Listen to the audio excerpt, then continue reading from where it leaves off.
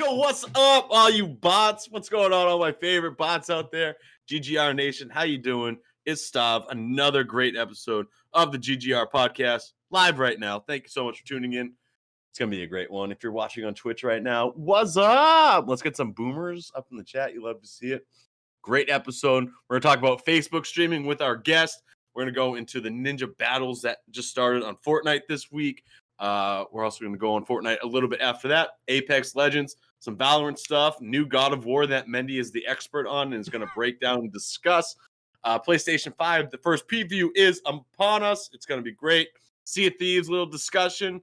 Mendy's solo section that everybody out there loves to see. We're going to talk about charity streams and pipeline as well. So sit back, stay tuned, grab a White Claw, grab a Corona Seltzer, grab a water, whatever you're drinking. Just sit back and have the vibes. Let's get Mendy. What's up, baby? How you doing? Let's get a year and all your euros out there. Year? Let's get a double year for your euros out there. Yeah. Let's get some euros in the chat. You love to see it. And without further ado, let's get to our guest. The beard, you love to see it. The mask, you love to see it. The chiseled chest plate reminds me of when I was in shape and no longer in shape anymore. The one and only, the almighty Ginger. AG, what's going on, baby? How are you doing today? Thank you so much for coming on the podcast. What? Thank you for having me. It was mandatory, I know, but I'm here. What is this? Whoa. That's just a little preview of how Almighty speaks on the stream. I love it. I haven't seen that before. I was not ready for that, and I surprised you with that one. When your eyes popped out a little bit, I was like, "Oh, here comes the voice. Let's do it." That just got real. Yeah. Yeah, real quick. I'm doing great though. Thanks for having me here, guys. Very, very excited to be here. All right, I think we can end the podcast there. That was great. Thank you so much for. That was great. I was not ready for that. All right, let's try this again. AG, all right, you're doing great. You love to see it. Let's talk about the costume. But I think that's the first thing we got to talk about. Yes. So the costume, lots of inspiration. As you can see, I have a Batman vest on without the bat nipples. You can't really see, but they're not there. Gotta hide the nips for Twitch. Maybe on Facebook you might be able to, but I don't know. But yeah, this is actually the mask from Mortal Kombat Noob Saibot over here. We just kind of put together sort of like a a supervillain who's war torn. He's been through it all. He's been there. He's going after everything, and he kind of got like an under jacket over here that's very general like. So if you take off the vest, it kind of looks like something like a general would wear. So that's that's pretty much it. That's really all there is to it. It's a super villain that's seen some stuff, man. Wow. He's seen some stuff. He's been in some battles. He's lost some BRs. His whole mission is to reform the universe to where power and intelligence are used to advance life, not oppress and control it. Wow. That's deep. That's some deep stuff. All right. Yo, AG, if you don't mind, for the people out there listening, a little quick breakdown of who the almighty Ginger is, what you do, and why we asked you to come on a podcast. Let's get the viewers a little sneak peek here at AG. Hell yeah, my friend. Hell yeah. So my real name's Todd. I live in the quiet corner of Connecticut, East Coast of the United States over here. I have an 8-year-old son and an amazing fiance who's also runs her own little business at home. Basically, for the longest time, I've done nothing but worked like retail and in other jobs and management and stuff like that. And I finally decided that I don't want to do that anymore. Like, I actually want to do something that I'm passionate about. I don't want to work behind, another company. I want to be my own boss. So I decided to take on streaming, and I'm very passionate about actually helping people too. So this is a platform that I definitely saw I could do that from. Yeah, and I think that's one of the cooler things that streamers can do is they can give back, whether that's through something we're going to touch on later with charity streams, or just talking with people and letting them kind of vent out in their streams. I find not just Twitch streamers but all streamers have that capability of just helping someone out and making a random person's day. I've had people come into the stream, and Mendy, you probably have as well. There's like, oh, kind of had a bad day. AG, you probably had this as well. And, you're just there to, if you can put a smile on that person's face and you might have helped their day out. You might have made their day literally just by, saying, hey, what's up? How's your day going? Because they might not get that, and that's just another way streamers can kind of give back to their community and the people out there. So, 100% on that. I've always said, if I do this whole journey, if I go into this for years at a time and it never ends up turning into a career, never ends up being entirely successful, if I could make a positive impact on just one person's life, success. I call it a complete success. That was the mission to start out with, and that's going to be the mission to end with. I love everything about that. I really do. Mendy's out there to ruin people's days when he streams. Yes. I click on his stream and I'm always wicked happy. And then he'll be I'll see his toes or something like that if he's jet skiing. And I'm just like, my day is ruined. Yeah. I'm pretty ruthless, man. You come in my chat, you better be prepared. I'm gonna roast you. He had a turtle and we can't even see the turtle anymore. No, there is still a turtle cam, but at the nighttime, she sleeps, so I don't have a nighttime turtle cam. So breaks my heart. A lot of things has changed. Well, see, he's onto something here because the internet's all about toes. So Mendy's got something going on over here. Somebody's trying to snatch toes, and I'm giving people my toes. You're the man of the people over there, Mendy. Don't clip that. Don't clip that. AG, how'd we kind of get connected to one another, if you don't mind? Yes. So AJ, I believe the gentleman who did all your graphics, stuff like that, is a friend of your guys. He actually did all of my stream graphics for me too. I hired him last year to come up with something super villainy. Something that would really kind of stand out, be different from everything out there. So he did everything. He did the whole package. The layovers, the alerts, everything. He did a fantastic job. We've got such a huge response from everyone that watches, and even new people that came in. They love it. They absolutely love it. So he mentioned, what was it, about a week ago, that you guys are going to be doing a podcast, might be interested in having me on as a guest. So I was all about it. He's the one that put us together. We actually, when I was doing my overlays and everything with AJ, we referenced your stuff as just possibilities.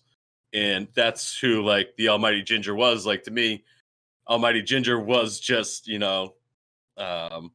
someone who had worked with AJ and had completed the work. And I used your stuff to kind of brainstorm and come up with potential stuff for my overlays, my change screens and everything. So it's good to connect with you because we all have that mutual connection through AJ, who does great work and did everything with us. And I think we're all very happy with the outcomes we had working with AJ and Custom Geek Graphics for that. So his prices are great and he's very easy to work with. I was I was worried going into it that I was gonna be I'm not gonna be able to describe what I want. I have all these elaborate ideas. This guy is going to think I'm so difficult to work with that he's not going to want to work with me, but he was fantastic. He just basically walked me through it, and, we ended up coming up with what we got, and it's perfect. Yeah, the only bad thing AJ's ever said about anybody is working with Mendy. And he was like, I have to make 1,000 shapes for a turtle shell. Are you kidding me? I was definitely kind of tough on him. I remember I kept saying sorry to him, and he was like, trust me, you're not the worst as other clients that I've had. I think he was talking about Almighty Oh, never mind. We'll carry on to the next one. No, I'm just playing. Weird curiosity question here. How did you link up with AJ? How did you find AJ? Actually, through Pipeline. Oh, he was a curated service provider there, and I saw him make a link in the design area of the Pipeline program, and this guy followed does his link to his everything, and we website. don't know anything. I feel like. And then I followed his link, and we just ended up checking out his prices online. And I sent him an email one day, and his response to my email was perfect because I told him I was playing the part of a supervillain, and he called me the Almighty Dark Lord. So I was just like, okay, this is it. This is how we're going to. This is a perfect relationship. Did we just become best friends? Yup. Yup. Do you want to go do karate in the garage? Yup. That's great. I'm glad that was the connection because we all have a mutual connection there. So that's pretty sweet. And we'll talk about the pipeline stuff a little bit later as well. We'll go into a little detail on that. What's your gaming background? Did you start console and now you're PC or what? Let's hear the AG background story here. Oh God! So I was born in '84. Received our first Nintendo, the NES. We got it for Christmas probably when I was about 3 or 4 years old. So that's where I started. I remember playing Contra and Gyromite and Mario Brothers all the time with my brother.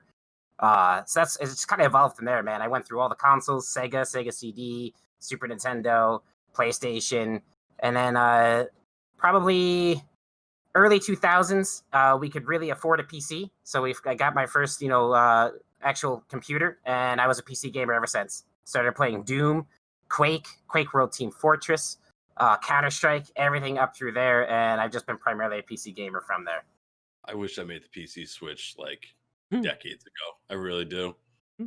I really do. And it's nothing against PlayStation. Like I just switched over to PC, about a year ago.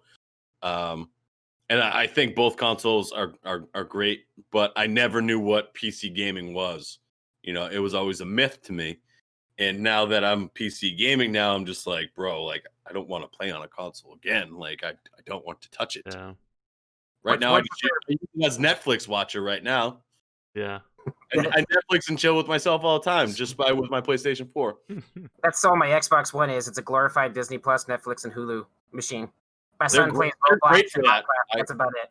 I'll say they are phenomenal for that. Yeah. And even have internet browser if you want to get really weird, but who the heck uses that for any weird? That's where I check Twitter. I fire up my PlayStation 4. That's where I check my Twitter. Actually, I go on my Twitter live feed. Yeah. Days there. That's where all my notifications come out. Don't look at the search history. Don't do it.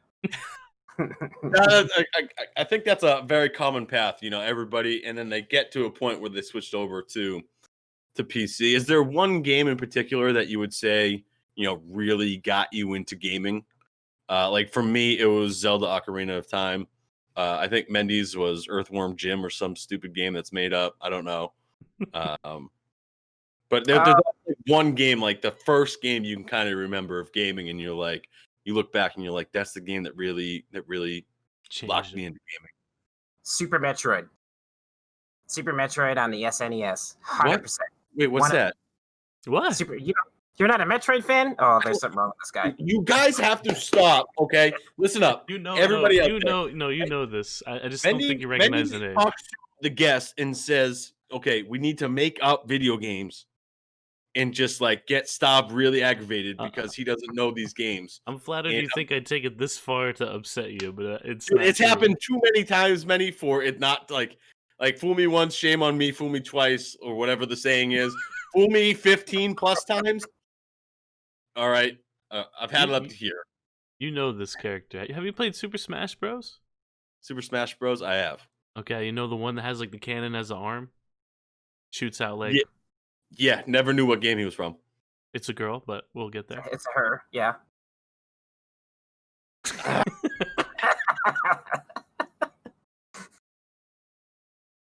All right, Super Blastoise. It's your favorite game. All right. Super Blastoise. It would definitely be Super Metroid and Link to the Past on the SNES are the two games that got me hooked forever on gaming. And that one of those is a Zelda game, right? Yes. Okay, lit. One made up game and then a Zelda game. You love to hear it. If this keeps happening, man, we're gonna have to have a discussion after. Okay.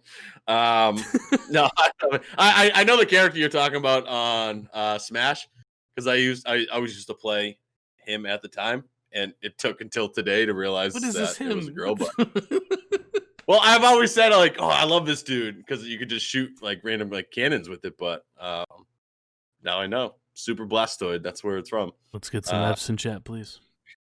Let's talk about your streaming background a little bit. So you stream on Facebook. We'll get into that shortly. When did you start streaming? So I created the page back in November of 2018.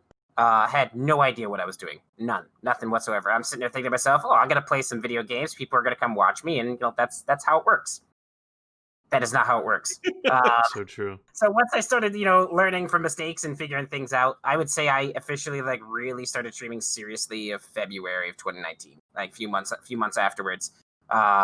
Just said, this is what I'm going to do. I'm working a full-time job. I worked for FedEx Ground for 5.5 years. I was an operations manager for them.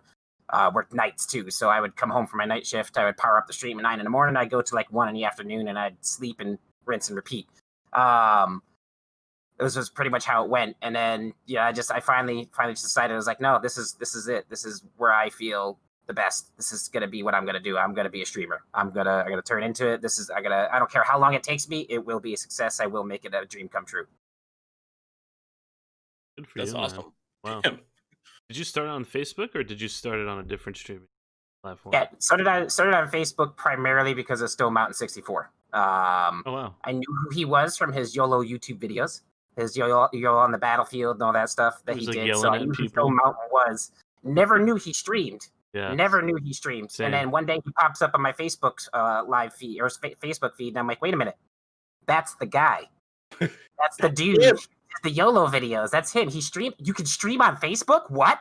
I was like, I didn't even know if Facebook had like a live streaming thing. And like, I knew that you could do like little live videos from your phone, but I didn't know you could actually like stream on Facebook. And then I just, investigated from there, and that's where it all started.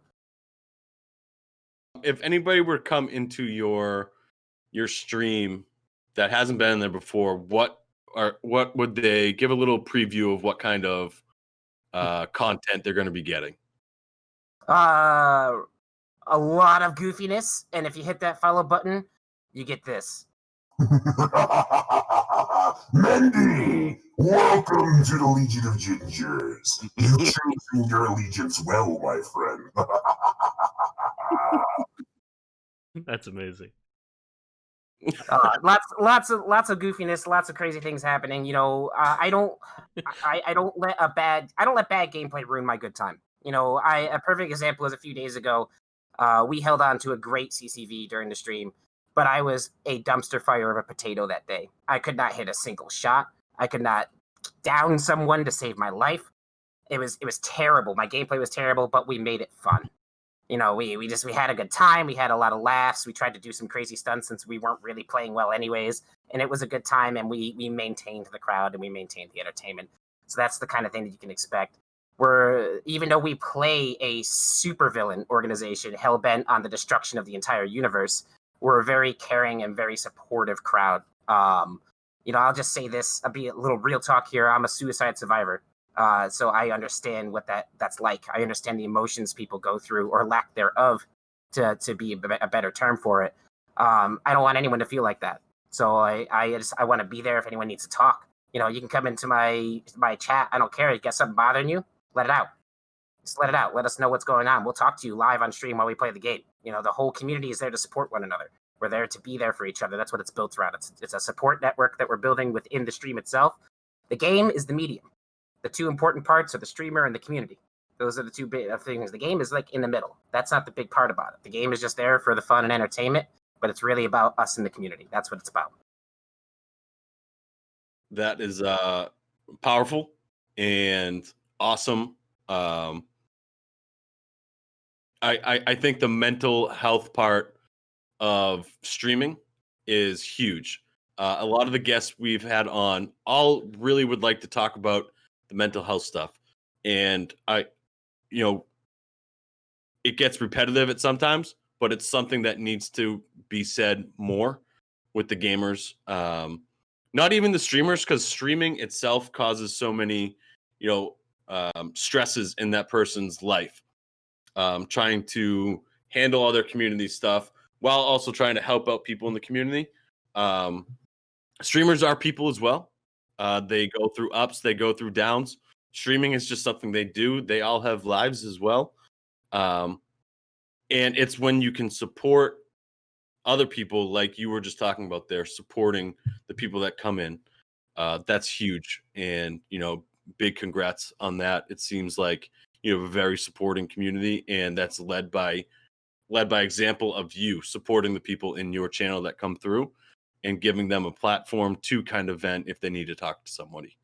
I think that's awesome, and keep doing that. Keep that up, because that's huge. We need more people like you. Thank you.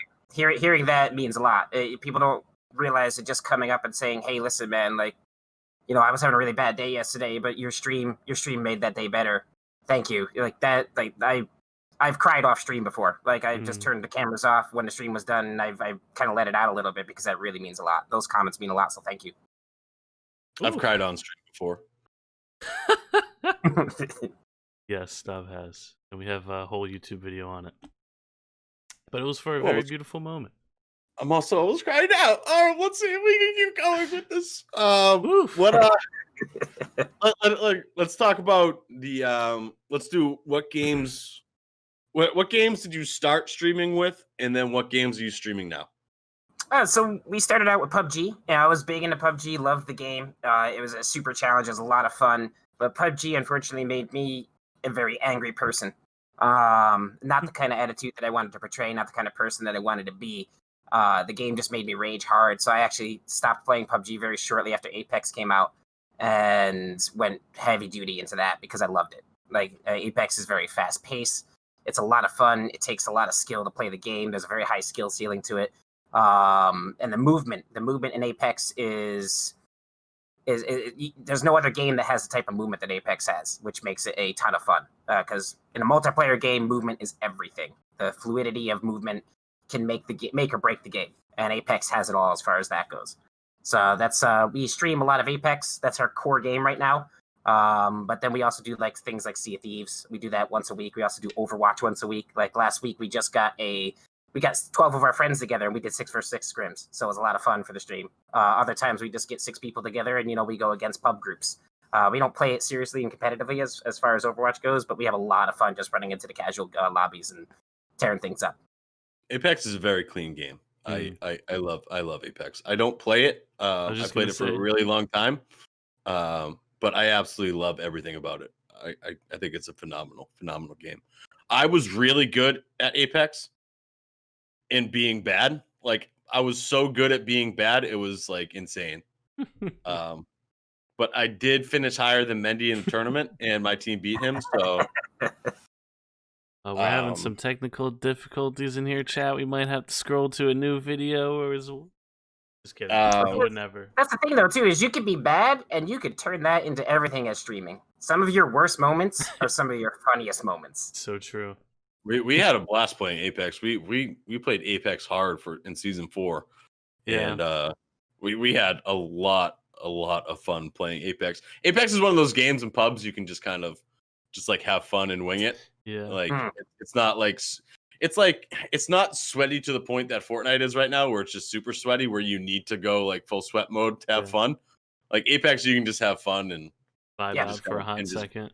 Yeah, like Danks did back-to-back 12-hour streams Friday and Saturday just for just vibing out and having so much fun. Like I hadn't seen him have that much fun in like 12 back-to-back 12-hour streams. He was just vibing, just kept playing. It was so cool to see it. Apex gives people that that game where you can do it. You can have fun, be good, slay out, and you can still have fun even if you're having a couple bad games. So 100%. And the fact that you can get into new games so quickly with Apex is huge. It's awesome. Yeah, you're waiting minutes. You're waiting like 5 minutes against a new game of PUBG. You're waiting maybe 30 seconds to get into a new lobby with Apex. So it's quick. I wish Apex would do what Fortnite did, where you don't have to go back to the main menu. You can just hit ready up and it just jumps you into the next search. I think that would be funny. I would like that in Apex. I hate it in Fortnite. Why is that? Because that's when the people dance on you in Fortnite. True. They're like, "Oh, this guy's still watching me. Oh, what a nerd. Let me dance on him." I'm just like, "Listen up, you nerd. I'm not freaking trying to watch you. I pressed X so I can get into the next lobby, and now I can't do anything because it's been a minute." And I get so mad when people just dance on me. Like 30 seconds in, you're just like, "I'm not trying to watch you, bro. I'm not. Stop dancing." In Apex, you can't even showboat. Like, there's already a team coming your way. That's why I'd be 100% in with it for Apex. Yeah. You can't emote on them. Yeah. You can't do the left foot up, right foot slide. You can't do that emote on someone. No, the third parties and fifth parties are real. They exist. I'll take that over someone dancing on me while I'm waiting to get into the next match. I like it. Apex, do it. Fortnite, get rid of it. How the stream's been going recently, with like everything being shut down, with COVID and everything. I just want to know how the streams are going and if you have any like big plans coming up for any streams. So streams have been going great. Actually, the community has grown. In the last month, we've gone up 200 followers. We hit our 1,000 last month, and then we're almost actually at 1,300 now. COVID has definitely been a play in that. Obviously, a lot more people were home. A lot more people were stuck at home. A lot more people working from home. So they had the opportunity to watch more streams, and there's plenty of people out there looking for entertainment during this crazy time. So we've seen a lot of new faces pop in, all that stuff. We've gained a couple new ride or dies, which are great. The ride or die followers who are there no matter what. Those are your core community members. Treat them well. To any streamer out there, treat your ride or die as well. But it's just it's been fantastic. I always I'll be honest. I am not a god at the game that I plays. I am not Shroud level. I am not Ninja level. I am. I'm a god at level. In what game? So people don't always just stop in and watch me for my crazy plays. But it's so my grind is a little harder than some. So it's gonna take longer to gain that larger following and that larger community. But where it's been absolutely great. We just actually raised the most amount of money that we've raised in a single month this month, which is absolutely insanity. So it's been nuts. As far as future plans, it's right now nothing big coming up. Like we're planning like some content with the Almighty Ginger himself, the character. We're gonna base it largely around like newscasts. So like my daughter is going to play the part of the newscaster, and we'll have clips up there and all that stuff, and we're just gonna kind of form a little story around it and kind of bring out the Almighty Ginger lore as we go on, with gameplay clips and like this news broadcast and all that stuff. So that's about the plans that we have right now. I think that's a great idea. I'd love to see. It's like a mini Apex series just with the Almighty Ginger. That's really cool. I like that. And this is gonna go straight into our general discussion. Facebook streaming right now. I wonder if. So you mentioned that you got 200 followers this month. Yeah, just around that. Yep. I wonder if Facebook, more than any other streaming platform, streamers on Facebook benefited more in growth. I feel like people being inside now are on Facebook more than they ever were. They were a lot of people are on Facebook all the time, but I feel like now they're on Facebook more. And I think maybe what Twitch is trying to do with promoting other things, maybe Facebook is trying to promote the streaming aspect of Facebook. And I'm wondering if that is going into how you said you got 200 recently. Do you think that's a possibility at all, or do you think it was just like a really good month? So Facebook is definitely gaining ground. They have some things that they have to fix. I mean, they are still a relatively new streaming platform. They've been officially Facebook gaming for a little over a year now. They're running on 2. So they do have some kinks to work out on the platform itself, but ultimately during this whole COVID-19 thing, Twitch grew. Twitch saw a huge increase in viewers and followers and market share. Facebook grew. Mixer did not. Mixer is actually the only one that lost people, that lost followers, lost viewers. Mixer. But Facebook definitely, being a social media platform, has many advantages over the other platforms. Facebook is probably the best platform to stream on as far as growth goes. You have the opportunity to reach a lot more people than you do on the other platforms, to be visible to other people. Discovery is a lot better on the platform. But it just goes to say, and I'll say this to any streamer out there, no matter how discoverable you are, if your content isn't good, people aren't going to watch. It really comes down to it. It's kind of a harsh way to put it, but if you're not making good content, then people aren't going to watch, regardless of how discoverable you are. But Facebook is definitely in the running to become a serious contender with Twitch if they continue to make improvements and put money where they need to put money into. I'd say in about 3 years' time, Twitch is probably going to be scared or starting to shake a little bit, because they can have the potential to be a very serious contender, which is actually a really good thing for us. If we can give Twitch a run for their money, and they have to invest more and innovate more into the streaming platform, because now they have a serious competitor in the market, that's only going to be good for us. So that's what I hope Facebook does. Where does Facebook have to put the money into, in your opinion? Honestly, their servers. They need better connectivity, and their servers are fairly buggy right now. People get buffering all the time. People get kicked out of streams for no reason. All that stuff right there is probably their biggest downfall. They need to increase the Facebook gaming team too, because the Facebook gaming team is actually really small for such a huge project. I think what's interesting about Facebook too is that just about everyone already has a Facebook account. So even if you just started on Facebook streaming, like you could just tell a bunch of people, all your friends, family members, because even like moms and dads, they have Facebook accounts now. But on Twitch, it's not a lot of people still know what Twitch is. But on Facebook, I feel like it's a bit of an easier way to grow because of the fact that so many people have a Facebook account. I feel like almost everybody in the world has a Facebook. Oh yeah, it's a huge platform. The two big difference between Facebook and Twitch right now is that people go to Twitch because they want to watch a streamer play a video game. You know, whether they want to learn how to play a game by watching a streamer and get better at it, or they go for entertainment, whatever it is. They do that for Twitch because that's what Twitch is specifically built for. Given that Facebook is still just a social media platform, it's going to take a little bit longer for people to really kind of go, oh, I can go to Facebook too and watch streamers. You know, so give that a little more time, and that'll start to catch on a lot more, and you'll see Facebook make a huge jump as long as they continue to make improvements.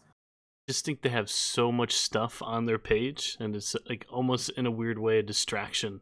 And I don't know if they'll be able to like kind of hone in on just one specific thing, because there's so much. There's like the marketplace there where you can buy and sell things, and then they have the streaming service, so you can watch any kind of video, and then there's people posting their own personal stuff. To me, it just seems like so much of everything, and I'm just curious to see how they'll be able to kind of drive one force and put it in the upfront. So I think that's my only concern with Facebook, because Twitch, like you go to Twitch and you know what it is. It's going to be a streaming service. But Facebook has everything. And I think that and YouTube kind of struggles with that, because there's just so much stuff already in there that's not necessarily like one thing. I think that's like my only concern outside of Twitch as far as streaming goes. Oh yeah, no, you're 100% right. Facebook is huge, so just having everything there definitely hinders them a bit. One of the big differences between Facebook and Twitch too is that since Facebook is a social media platform, I do believe they fall in a little differently with copyright laws. You might have heard stories of Facebook streamers immediately, because Facebook is very automated, runs off of a very complex and frustrating algorithm. So we've seen Facebook streamers get their page shut down because of music that was playing in the background that was actually not even copyrighted music. It was actually out of Facebook's own content library that you can use music from. Oh my God. And like their pages have been shut down by the algorithm because it says you have a copyright strike now. So because Facebook falls a little bit differently to the copyright laws, they're a little more stricter on how all that stuff is used. And the algorithm has wreaked havoc on people's streams before, which is definitely not a good thing. What a nightmare! Just imagine streaming and you're playing whatever. Like like when I stream on Twitch, I don't even think about it, because they take out the audio in your VOD, so you don't have to worry about what you're playing in the background or whatnot. So to hear that from Facebook is like, what a nightmare! Oh my God, that's kind of horrifying. That has to be the same with YouTube, right? Like YouTube has a wicked strict algorithm. I think so too, but I don't think they would like take down your whole channel. I don't know as far as streaming goes, but I know if you have like a copyrighted music into your YouTube video, odds are it's going to be, you don't have the rights to this video, it goes to the other person. But they won't. I mean, I think in certain situations they will take it down depending on whoever owns the copyright to it. But for the most part, whatever monetization you're making off that video, it goes to the person that claims it. So the thing is that people go to Facebook to check in on people. They don't go there to watch or memes streamers. Or something. But everything is there for it to potentially start blowing up. People are gonna be on Facebook. Why not have a streaming service? And the thing which is hard with Twitch is, as Mendy kind of said, you go to Twitch because you're gonna watch streamers. You're gonna watch people play video games, do music, work out, do whatever. You're watching streamers on Twitch. That's what Twitch is. But it's hard to get people onto Twitch. Yeah. Whereas Facebook, you're already on Facebook. It's easier for them to find someone who's streaming by accidentally just going through videos, and then someone's live streaming, and the algorithm says, "I'm going to plug this streamer's next on that list." That's where I first saw Facebook streaming. Yeah. and I didn't go out searching for it.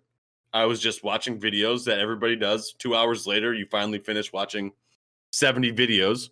And then I saw someone like streaming on Facebook, and I was like, wow, okay. There's people streaming on Facebook.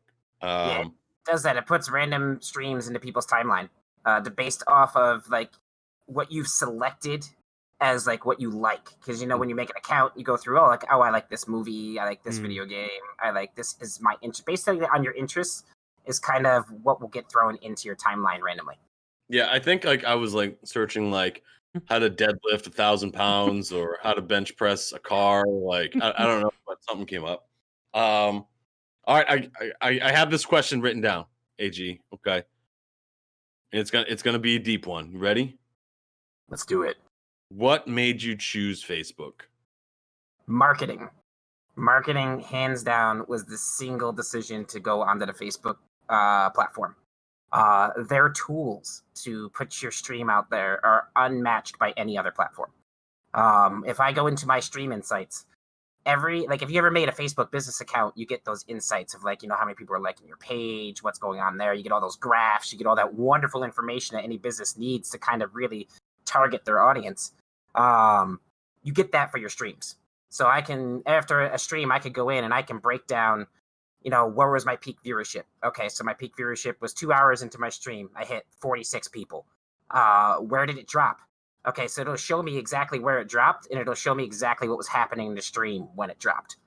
So I can kind of okay, so were people here watching gameplay? Was that, or did I just walk into a house and get absolutely wrecked by a squad in the most incredibly humiliating, embarrassing way? And that's why I dropped 20 viewers. So those people were there for gameplay, but these people stuck around, and then the viewership picked back up. I can look at all that. I can break all of that down, and I can figure out what's going on with the stream, and I can make it work for me and figure out where we have to go from there. Its tools and its marketing capabilities are unmatched by any other platform. That's primarily why I picked it. I feel like Twitch has their own thing as well. Yeah, but it's not like that detailed, Like before he started saying it goes like hourly of where it drops and stuff. I was like, yeah, they have like the breakdowns post stream, but I think that'd be real helpful where it gives you, the peaks and lows for your entire stream, not just like peak viewers and unique viewers and stuff. Like it'd be a simple chart. Like I feel like Twitch should be able to do that. It breaks it down demographically too, so it'll tell me where my viewers were from. It'll say, hey, 60% of your viewers were from San Antonio, Texas today. Or 20% of them were in the UK. One person was in Australia. It'll break everything down so I can see what time I was streaming as well, to see if time zones, the time of the stream, is doing what I want it to do for me, essentially. Pretty cool. Twitch, what's up? I feel like they have most of that stuff, but it's just not as detailed as what you make it seem like it is on Facebook. So I mean, yeah, Facebook has it all there. And it's just cool that Facebook gives it to you, and especially with people's Facebook account, it's all their personal information in there, so you can kind of dive even deeper into that. Where on Twitch, there's not a whole lot of personal details onto it. One of the cool thing about Facebook and why I like it too is that unless someone has made a fake account, you are using your own Facebook account in the stream. So you're using your first and your last name, and the streamer has the ability to click on any of those names and go to that person's page. So if someone does not lock their page down and make it friends only or private, I can, if you came in and trolled my stream and then your page was wide open to the public, I've heard of actually people coming in, people have gone into other streamers' streams before, trolled the heck out of them, said some pretty terrible things. And then that streamer has gone to their page and contacted their mother and showed them screenshots of what their 16-year-old son is doing, and this is what your son does online. And he goes in and he says all this stuff. You might want to check on this. The kids have gotten themselves told on by streamers because they wanted to go and troll them. It's great. That's one of the things I love about it. If you want to go in and troll a stream, you're gonna have trouble doing that. It sounds like it keeps you pretty accountable. Yeah. 100%. Yep. Trolls do exist. There are people who are there just to troll. They do make fake burner accounts, but It's just a simple matter of banning them. It's easy. It's a quick ban.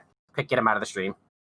So what's the how does this work? All right. So I know like a bunch of my friends and whatnot have like a Facebook page, like a business page or something like that. Mhm. Is that simply what this is, and then you just go live? Yeah, you hit create page, you go to the video creator template, and that's it. You set yourself up, you put all the information in there that you want to do, and you are essentially ready to go live. As long as you have the proper software and equipment, you're good. And it hooks up to PlayStation, Xbox, PC, Nintendo Switch. Yeah, it works directly with all the OBS software. So as It's long just a as stream you key, have right? yeah, it's a stream key. Yep, it's basically like any other platform. You get your stream key. It works with all the OBS software, whether it's Slav, Stream Elements, OBS Studio, whatever one you want to use. If you're gonna use a console, you're obviously gonna have to have a capture card Yeah. to be able to use a console. So you just need the proper hardware, and you're ready to go. Can you go straight from your PlayStation or Xbox to Facebook streaming like you can for Twitch, or no? I don't believe you can. Xbox primarily only shares out to Mixer directly, and PlayStation just dropped Facebook support. So you can't do that, unfortunately. So you'll definitely need a laptop or PC with a capture card to be able to stream out to that platform from the consoles.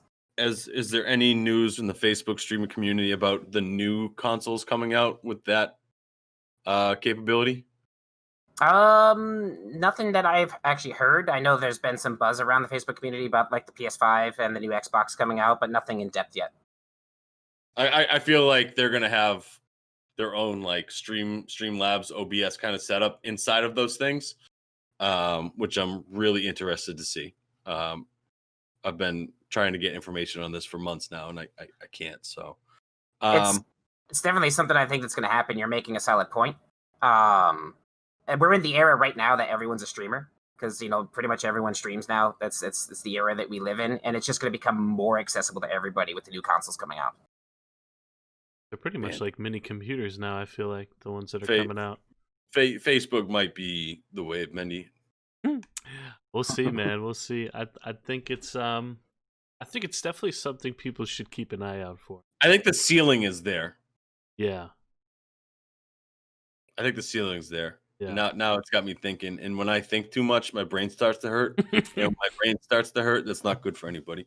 Who is we were talking about this, the popular streamers out there. Who is the Tim the Tap Man, the Dr. Disrespect, the Stav of Facebook streaming? I'd have to say the king of Facebook, hands down, is Stone Mountain 64 himself. He was like literally the first Facebook streamer. He was the first partnered Facebook streamer. Wow. He pioneered Facebook gaming in with them. So he was in talks with them when they were going. I forgot who reached out to who. I don't know if Stone reached out to Facebook or if Facebook reached out to Stone. But he was streaming on Twitch beforehand. He was a partner with Twitch. And then Facebook was coming out with Facebook Gaming. And then out of nowhere, Stone was a Facebook partnered streamer. He was the first one. He's got over 2 million followers. He just surpassed 2 million followers on Facebook alone. His streams with Warzone right now have been hitting anywhere between 10,000 to 15,000 people watching them. It's been absolutely insane. He by far is the king of Facebook right now. Like, no one can take that crown from him. He's the one. Is 15K like a good number in comparison to the people? So like I remember like when Ninja would talk about his Mixer numbers, like 5,000 on Mixer with the people that have Mixer is like the same in comparison to Twitch because of the volume of people that are on Twitch. Is that like the same, like roughly, like is 15K on Facebook equivalent to 35 or 40K on Twitch? Oh, 100%. Yeah, it's the with the active viewership and numbers that the platforms see. The example that Ninja gave right there is perfect. With the Mixer's viewership, 5K is equivalent to probably 20, 30K on Twitch. Just given that their viewership, he's got that percentage of the viewership watching him, and that's a huge percentage of the people watching him. Stone, 15,000 in Facebook is actually probably, I would say, really up there as far as Facebook goes. I've seen a few streamers with 29K, 30K on Facebook, but it's weird to say. It's probably just more along the lines of just because mobile is very big on Facebook. So if you play a mobile game on Facebook, you get like a lot of overseas viewers. Like you'll get a lot of people from over in the Middle East. You'll get a lot of people in Europe that'll watch things along the lines of that. It's very weird on Facebook depending on the type of game you play. Does what is like the affiliate and partner stuff of Facebook? So Twitch has, affiliate. You average 3 viewers, and you have 50 followers. What are the steps in Facebook, and how do like donations and Like, bits can and you like gifted subscribe subs to a work? Facebook Like, channel?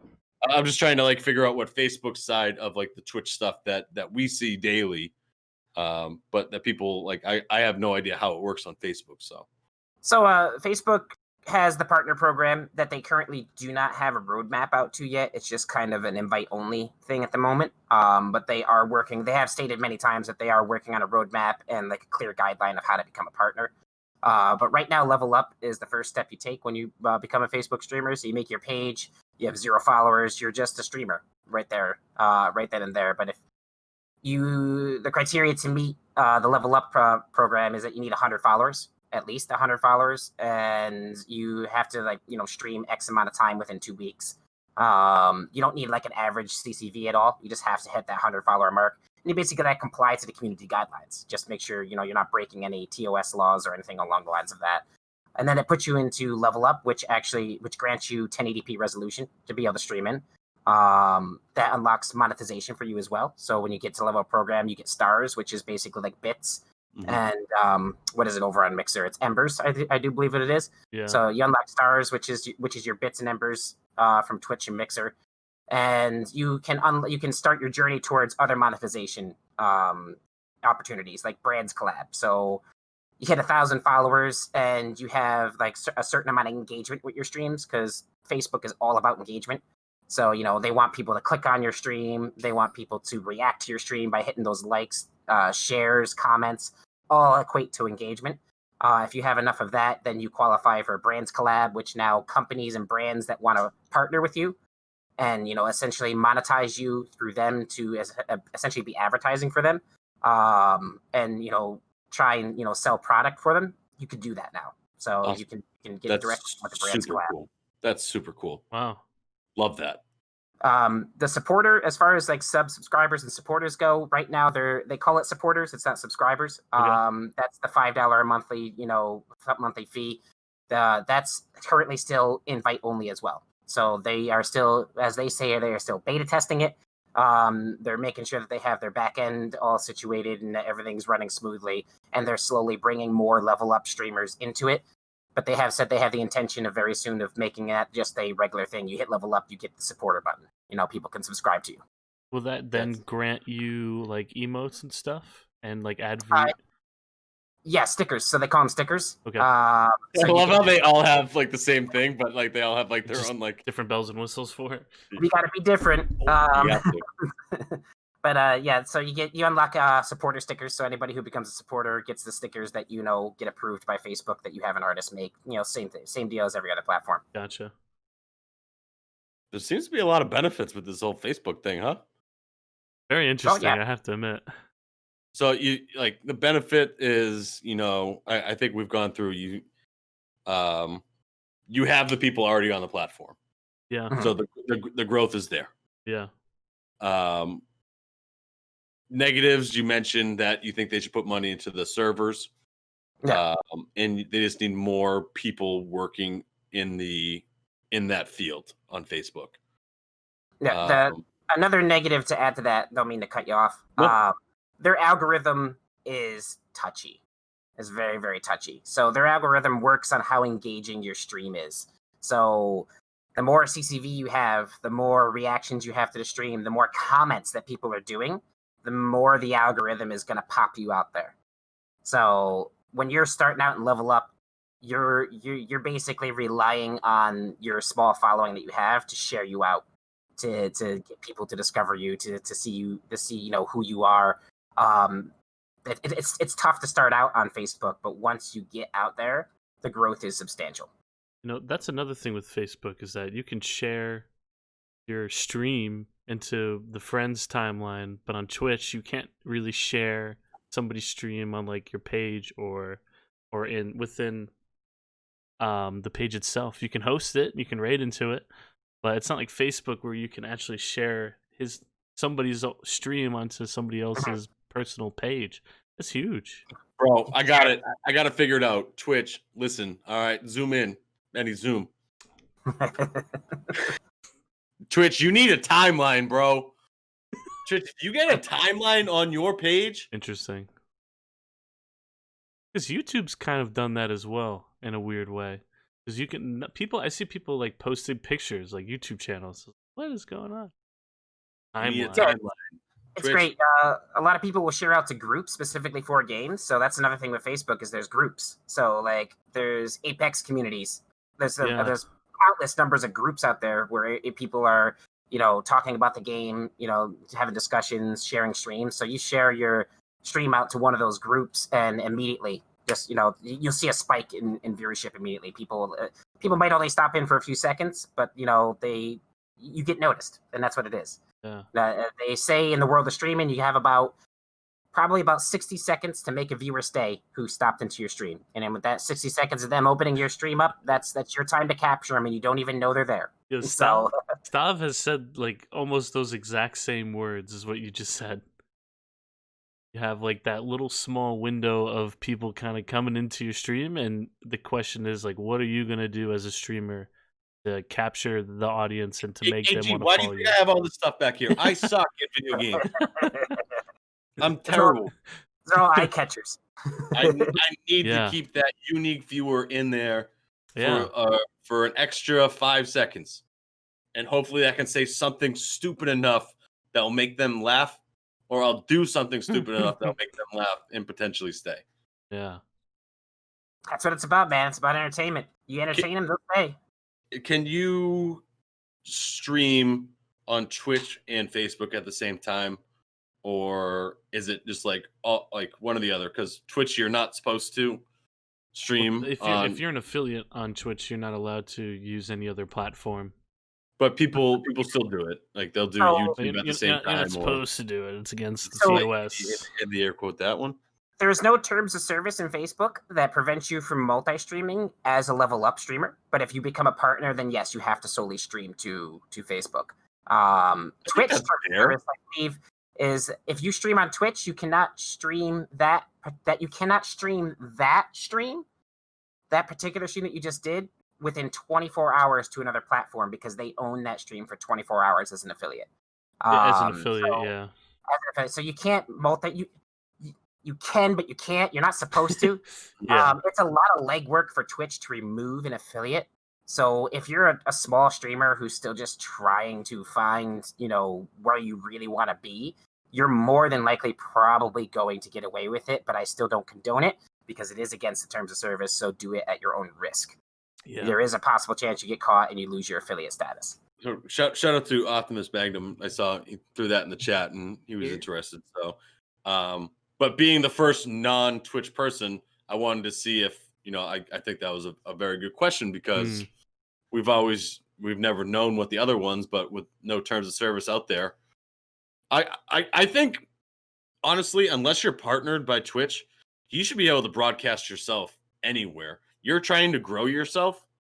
Like, you shouldn't be, I don't know. I go back and forth on it now. Like, I get what you're saying, but if you think about it on a Twitch end, they're like, we have you, your content is ours, so it should stay within our own platform. But they do allow you to post your VODs, like, you said 24 hours after you do your stream? Yeah, after 24 hours, you can upload that VOD anywhere else you want to.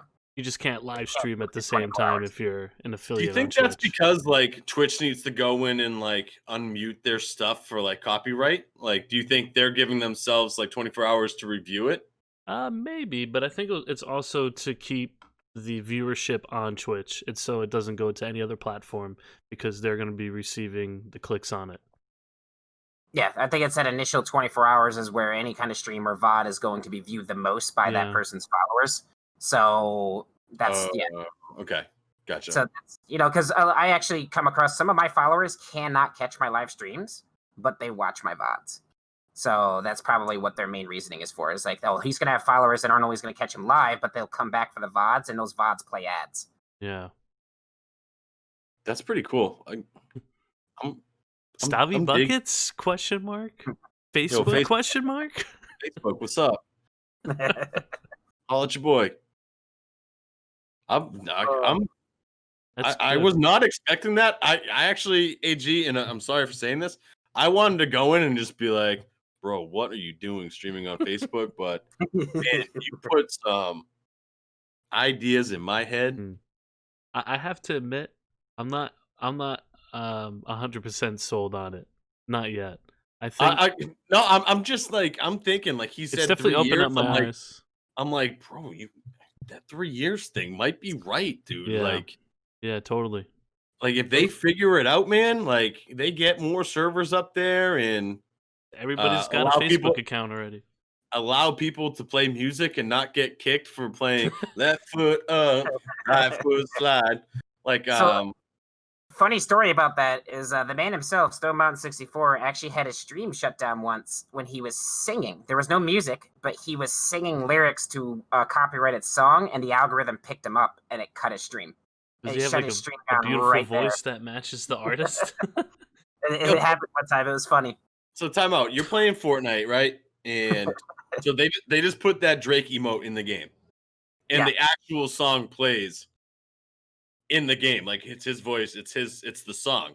Mm-hmm. If you're streaming on Facebook, is that going to get pinged and then you get shut down just for doing an emote on someone? I don't think I don't think it plays long enough for the algorithm to pick it up. I think it's long, dude. It's literally the entire chorus. Oh, really? Oh, really? Yeah. I did not know that. It's long, bro. Like I'm dancing the entire time when people are dancing on me, like doing it. I'm just like, screw it, let's go. Boom. Slide. I'm getting down. I hate that song, but I think the emote's bringing me back. Wow. I'm just interested. Keep your ears out in case that happens. Did you hear it going on? That's interesting. Facebook. All right. What's up, Facebook? So believe it or not, a lot of Facebook's partners actually came from Twitch. So the Facebook approached them and talked to them, made deals with them, and contracted them to stream over there for at least a year. And a lot of them are still there. A lot of them have stayed on Facebook because they see the potential of the platform blowing up. Wow. And the money that they got paid to go over. Yeah, probably that too. Speaking of people that left Twitch, AG, great breakdown, by the way, there of Facebook. I thought that was great. Thank you. That was a lot of. I'm still shocked, but people of speaking of people, there we go, Stav. Good job. Use words. That left Twitch. Let's talk about Ninja for a little bit. And this is actually we have a lot of negative things about Ninja. This is a positive Ninja moment here on the old show. Ninja, who left Twitch to go to Mixer, started a collaboration with Fortnite and Epic Games to create his own tournament. And it's called, couldn't be only negative thing. What a douchey name for this thing, but Ninja Battles. It is a new, God, I hate saying that a lot. It's a new Fortnite tournament that started this past week. I think it's trios going forward. I don't know if they're going to switch it up, but last week was trios. I think that's the plan going forward. It's an invite-only Facebook Fortnite tournament. Facebook on my mind. It's on my mind. Wow. It's a trios only Fortnite tournament, invite only, and it started this week. Love it. I love this for Fortnite. I think this is a great way to get people to come back into the game and play that have potentially left and started playing Call of Duty or whatever they're doing. But it was a good combination of pro players, content creators. It was really cool to see people hyped up and happy for, just weekly cash tournaments again that aren't the sweatiest of the sweaties that you see Fortnite doing. So I thought that was really cool. Twitter was blowing up. They did a great job talking about how fun it was and how Ninja did a really good thing about setting this up. It seems like people are really interested on this. Did you guys see any of the Twitter stuff going on back and forth about it and the positivity? What do you guys think about Ninja kind of doing his own tournament? We'll start with you, AG, and then we'll go to Mendy. See, I'm not a huge follower of Ninja, but I can't knock the dude's success one bit. The dude has made some powerful moves. I would safely say he is the king streamer right now out of all streamers. Like he's out there. Like he's out there and creating his own tournament. I mean, I can only see positive things coming from that. It's just teaming up with a big org like with Fortnite himself, with Epic Games, to create another tournament that people can participate in, get noticed, and have discoverability as content creators or even pro players. I got no downside to say about it. I 100% agree with everything you just said. Love him, hate the kid. He knows what he's doing. He's a smart businessman, and he's doing a tournament. I know a lot of people are going to try to get on that, so good for him. I probably won't tune in. Maybe I will. I don't know. Yeah, I wasn't sure. I was just because I'm not that crazy about Fortnite in general, but at the same time, it's still kind of an interesting thing to watch. But we'll see. Well, there's definitely going to be a spot open because the winning team, led by Zexro, TSM Zexro, they will not be coming back anymore because of the action Zexro did following his win. He said some pretty naughty words in his post-tournament interview. I won't say all of the words, but he essentially, in his post-tournament win, sit down with the Twitch crew from Fortnite who was broadcasting it. He basically said everybody who lost stunk, and he told them what they can do with their mouth. It was very interesting. I mean, he's only 19 years old. He's just one of those toxic streamers out there who just doesn't have enough life experience to realize the impact his words actually have. And I don't think he should be kicked out of TSM. I don't think he should do that. I just think he needs to realize what he says may impact somebody. I saw a lot of people tweeting, "My son's a big fan of yours. He's 12 years old. He watches your stream all the time. Like, how dare you say this?" Like, I agree. Like, I don't know. I say some bad stuff too, but like I say it jokingly. Like he actually like means it, and like he actually has a following where it could impact someone. So I just watch it. Like there's no need to say what he said. There's just no need to say what he said. Keep your naughty words to yourself. Funny you say that too, because I believe Ninja himself actually made a comment maybe about a month or a little bit more than that ago about if you're not if you're not where you want to be as far as like in a video game, if you're not good or you're not highly skilled, you should get mad.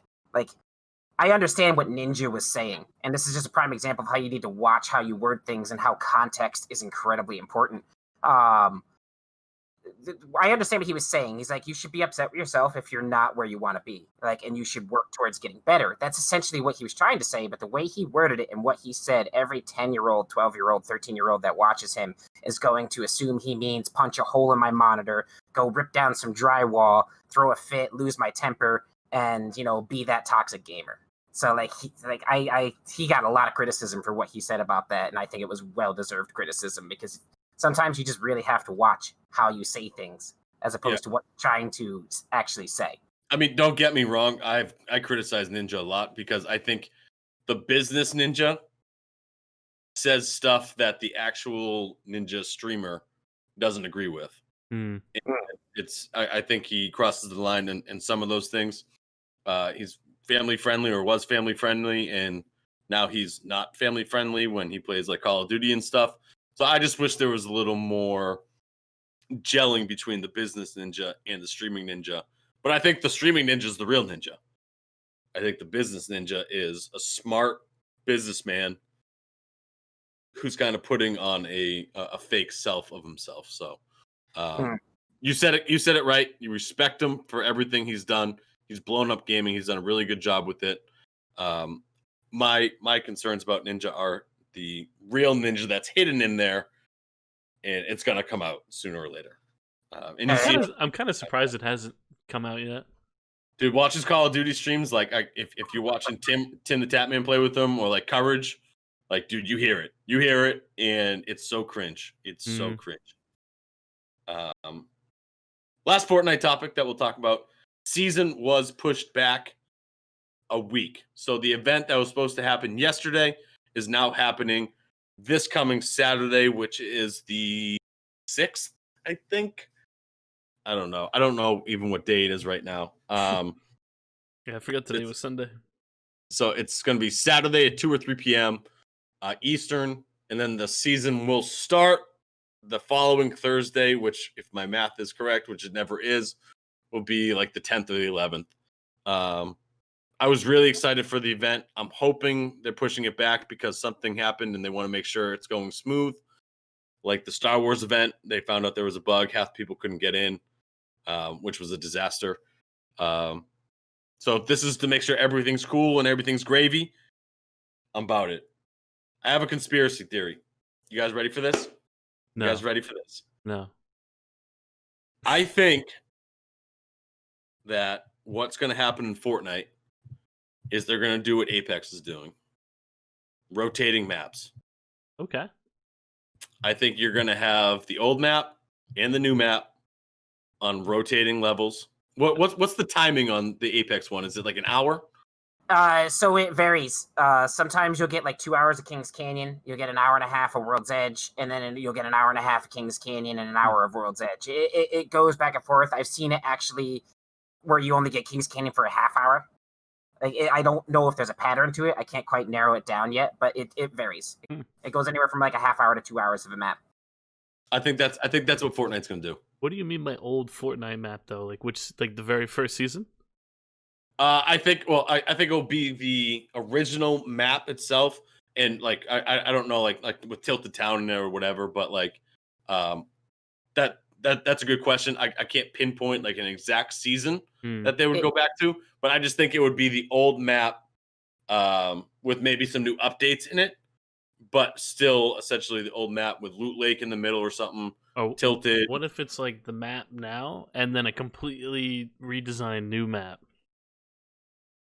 If they have tilted towers in it and they aim it as being the old map, similar to what they did with Kings Canyon, then I'm about it. Like they're like updating Kings Canyon, right? Like, but it's essentially, but you would call it the old map, though, right?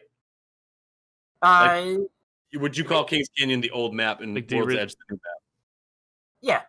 Yeah, absolutely. So like they didn't name it; it was just that was Fortnite. It was just that map. Like it doesn't have a meaning to it. Apex did too is they actually brought back their different versions of Kings Canyon through events throughout like season 3 and season 4. So we saw season 1's King Canyon for 2 weeks at one point. Then we saw season 2 Kings Canyon. Then we had the night mode Kings Canyon for a little while, and they did that as like for events. So Fortnite could definitely follow suit, 100%. I think they are. I think that's what this pushback is, and or I'd be the game's just not doing well, and they're trying to figure out more things, and we'll figure it out from there. Let's go into Apex Legends. AG, you're a big Apex guy. You play Apex a lot. What are your thoughts on Loba and the current season in the state of Apex right now? So season 5, honestly, I think is probably their best season so far. Loba herself was an excellent addition into the game. They needed another support character. She's classified as support, and I could see where she is as support. Her ability to steal loot and it's awesome. Just re-kit a character essentially. Like we've had games where I've been rezzed. Loba throws her ult down, and I immediately have armor and a gun where I wouldn't have that anywhere else. So I'm in the fight. I'm in the fight right away. We got a chance to survive over here. And she's a great character. She's a great flanking character. Her repositioning is unmatched with any other character in the game right now. They nerfed Pathfinder's grapple to 35 seconds, so Pathfinder. You just don't see Pathfinder much anymore. You might see 5 Pathfinders in a lobby. That's about it. That 35-second cooldown is rough. Yeah. But her ability to reposition and get to a different high ground or to cut an angle off on a team. So she can use her Q ability to teleport to an angle and force a team to either turn towards her or move. So she can maneuver the battlefield. She can move people around. And I think, honestly, at the beginning of the season, my opinion was she wasn't going to be meta. I think we're slowly going to see her work her way into that meta, and you'll start seeing more people play her in professional games, in the esports scene, in the tournaments, because she is very, very useful as a character. Very useful.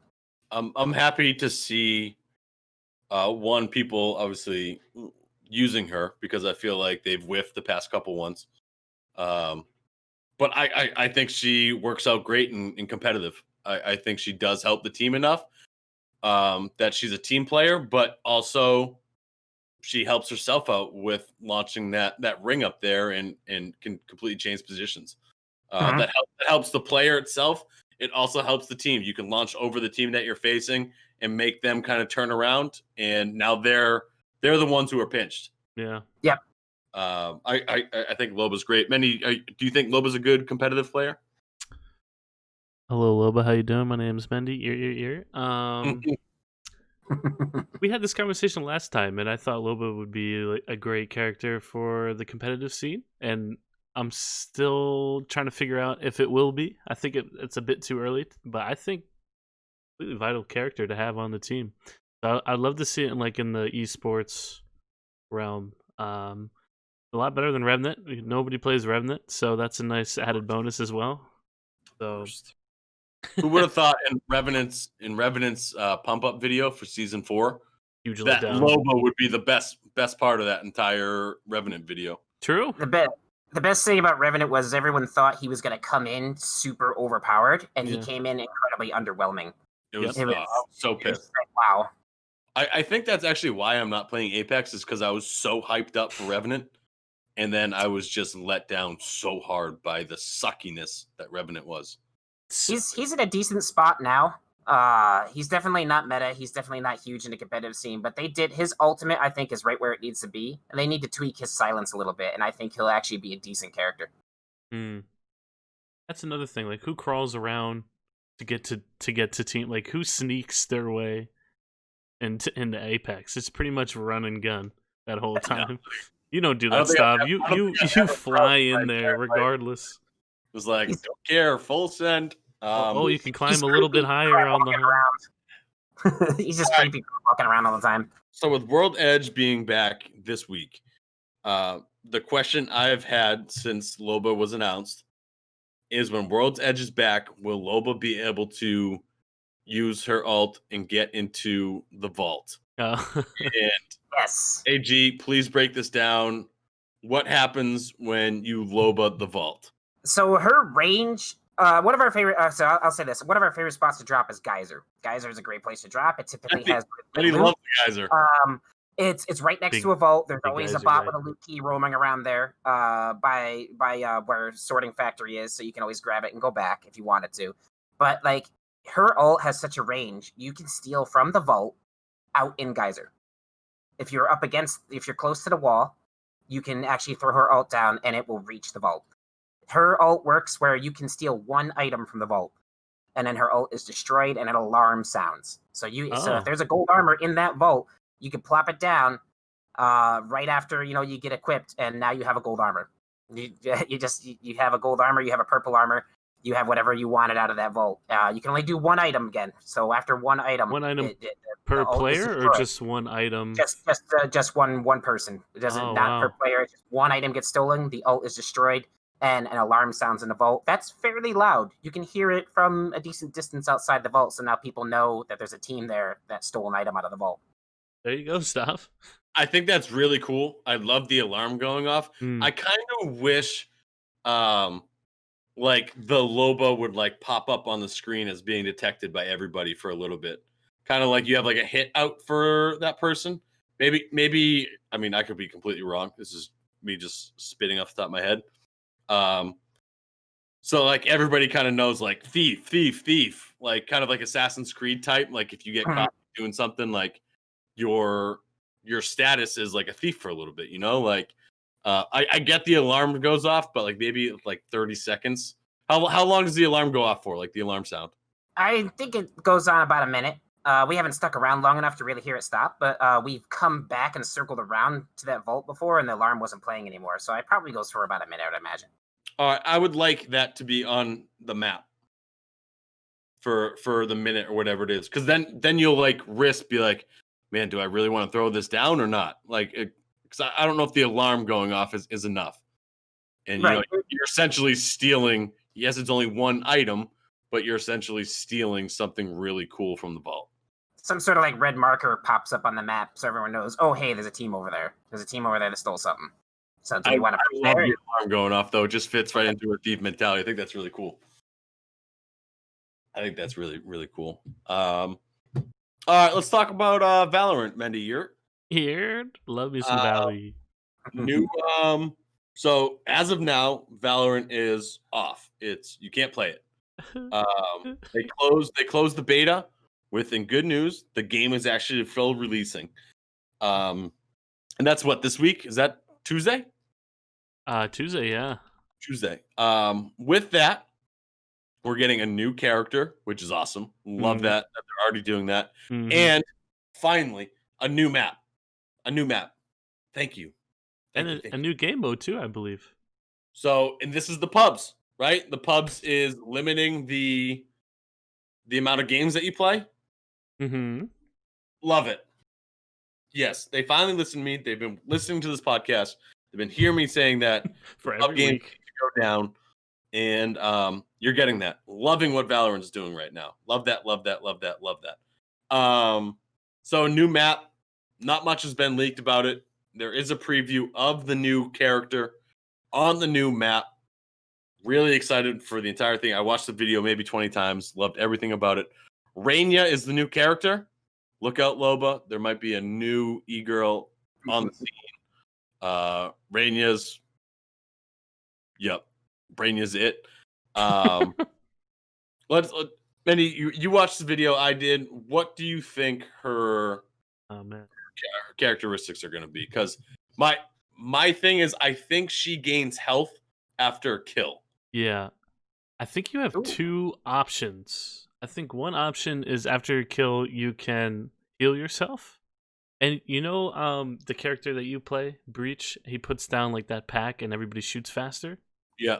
I think that's other option you can click on too, because I noticed when she got a kill, the thing on the bottom right popped up where it says you can shoot faster. Gotcha. So that's huge. Like, you don't have to rely on one specific area. If you get a kill, activate it. You can shoot faster than any. That seems like way overpowered. Maybe you shoot faster after a kill. Like it just automatically picks up.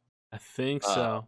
And she threw an orb. It was like you can't see, or maybe she could see better because people were highlighted in red.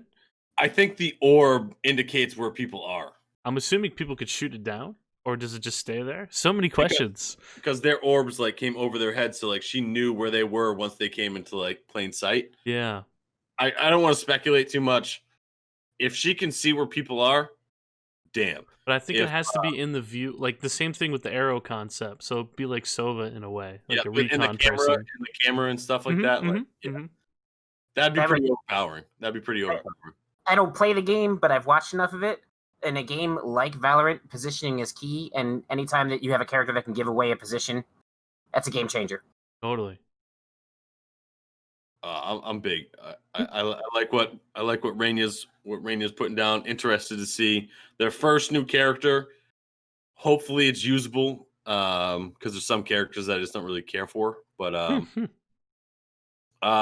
AG, you said you do not play Valorant, but you have a strong opinion on Valorant. Yeah. I mean, I'm an old school Counter-Strike player.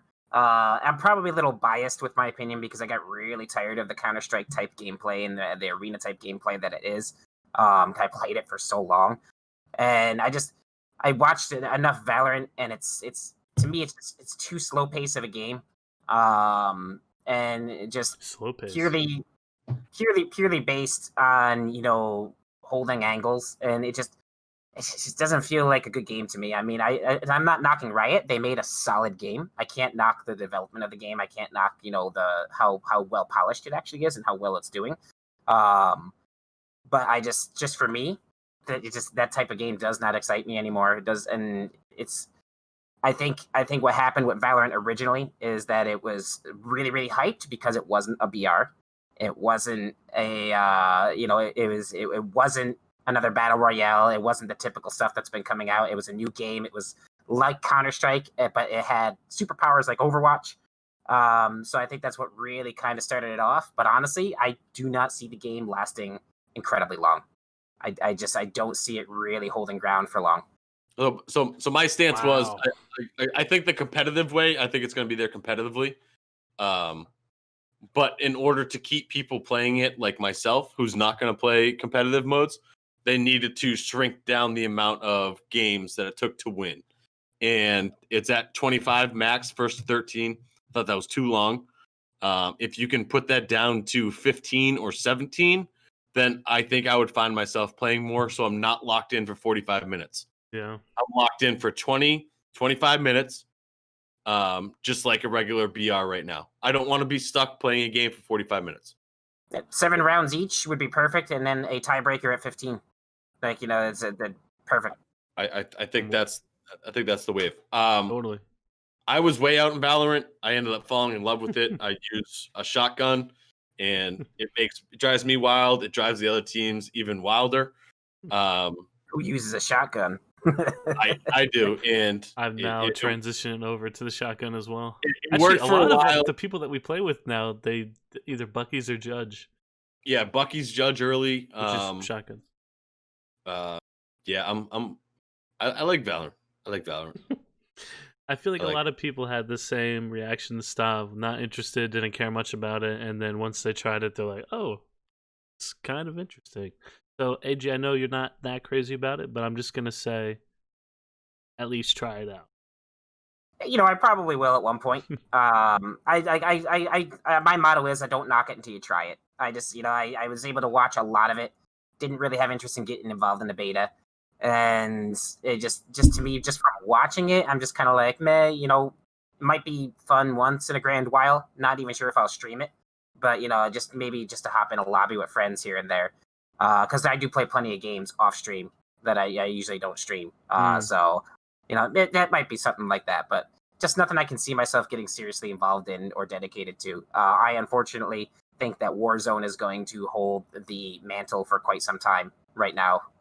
With player base and mostly streamed game. I can't stand Warzone. Interesting. Man. I wanted to put Warzone up there like that, but at the People same love time, Warzone. yeah, People love Warzone, dude. That's so true. It's been crushed for a game that gets criticized. That Call of Duty Warzone might get criticized more than Fortnite does. Like not listening to their community, Yeah. But people just can't put it down, dude. It's true. The simple fact that it's crossplay.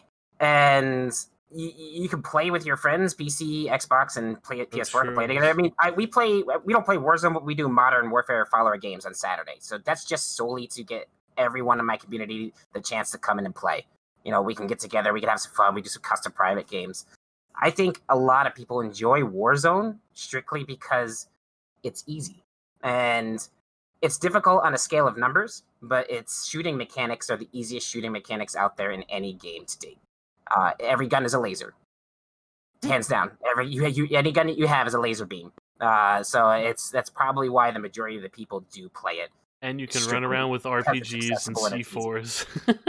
I die so fast in that freaking game. It's crazy. It's crazy. I kind of sadly agree with you, just because I can't stand Warzone. But it's here. It's here, and I think it's actually going to stay. Yeah. We got a couple more gaming news things. We'll kind of fire right through here. Yo, Mendy, what's up with the new God of War? I dig deep into it. I watched it several times. I know everything. The photo several times. It was a photo. It wasn't a video. I didn't see a video. I have absolutely no idea what it's about. So Mendy sends me this link, right?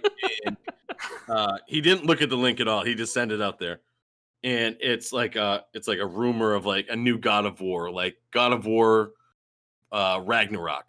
So spoiler alert, if anybody's out there and you haven't played God of War and you're interested in God of War, the end scene, it's like a credit scene, is Thor comes to Kratos' door. And he's pissed off, right? He's pissed off that he killed his brother, and it just ends. So this new rumor that Mendy sent me that you can come back, is Thor versus Kratos in a God of War thing. And I love God of War. It's one of my favorite games of all time. And I was like, Mendy, what's up with this God of War stuff? And he's just like, I don't know. And I was just like, oh, come on. I saw it in the GGR Discord. Shout out to that year. And I sent it over to Stav, and I didn't look into it whatsoever. So I apologize. So the people in the Twitter feed were like, "Oh, this is gonna be one of the new PlayStation 5 games." Like, dude, the new God of War took like 10 years to make. Yeah. Like, they're not just gonna fire out a new God of War. I would love them to, because I would strictly buy PlayStation 5 just to play a God of War game. But man, was I jacked up when I saw that Thor versus freaking Kratos, bro? Yup, I'm in. I unfortunately have never played the new one because I don't have a PS4. I'm kind of hoping for a PC port, maybe kind of hoping for a PC port, but I might strictly buy a PS5 just to play God of War, the previous God of War, and a new one because I've always loved it. Oh, God of War and Last of Us, fantastic. Dude, they switched it up in this new one though. Like the old games, I loved it. I loved everything about it. I've beaten them hundreds of times. And this is like more like open world. They switch it up a little bit, but it's like a good switch up, and like you're still about it. And man, I loved it. I loved the more original God of Wars. Their dungeon crawling and puzzle solving. It was Zelda, but it was hardcore Zelda because it was very violent. It was something Nintendo would never venture to do. Yeah, so it was basically you had your Zelda fix and you had your violence fix, and amazing. Imagine having an Xbox. Right. What's up, Mendy?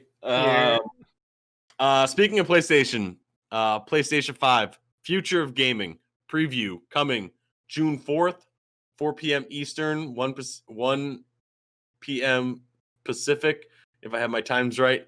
They're gonna do some like gameplay stuff. This is the first we're seeing of it, so pretty pumped. It's gonna be on PlayStation.com. You can check it out there. Really cool. I'm hoping they talk about price. Please talk about price. We need price. We need price. Probably somewhere between $500 to $800. They're probably different versions of it. Like they did the last ones. You'll have the not so big hard drive that you're going to have to go out later and buy another hard drive for, or you'll have the one that you're still going to have to buy another hard drive for, but maybe 3 months later. Well, it needs to be big because if Call of Duty keeps updating, like you're not even going to be able to store that game. Like almost a terabyte at this point, I feel like. And let's go and Sea of Thieves a little bit. You play Sea of Thieves. Sea of Thieves is a game I've always wanted to play with friends, get drunk, drink rum, and pretend to be a pirate. Is there any like new updates with Sea of Thieves recently, and how much fun are you having when you play it? I look forward to Sea of Thieves nights every night. We only stream it one night a week, but it's such a great game. It's come a long way from where it originally launched. When it originally launched, there was practically no content. Summit 1G was the Sea of Thieves streamer, still plays it. And he practically made content in that game. Like I give him all the props. He took a game that really had no content and things to do inside of it, and he made it happen. He figured it out. He made it happen, and 22,000 people watch him every time he plays. They did recently come out with a new update called the Seas of Fortune, and what that basically introduced is emissaries. So right now, what you can do is, aside from all the tall tales that are in the game, and the tall tales are just remarkable. Like the tall tales are so well put together, and the storytelling in the tall tales is just amazing.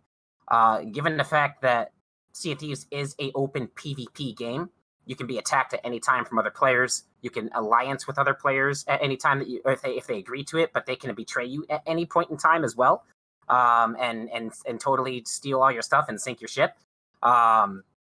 Doing the tall tales is a huge risk because the tall tale is going to take you anywhere between an hour to 2 hours to complete. And you have to solve the tall tale. Like you have to read this book and figure out the clues and figure out where you have to go to find these items and solve puzzles, all while being open to attack from other players. I hate reading. So Same. And it's just they added in the new emissary stuff. So basically you could choose an emissary and you can raise your level with that guild and get money. You can also join the Reaper's emissary, which will basically mark you on the map to everybody else in the server, so they know your location. They know that you're flying a Reaper flag, and they can see you, and they know that you're looking for a fight.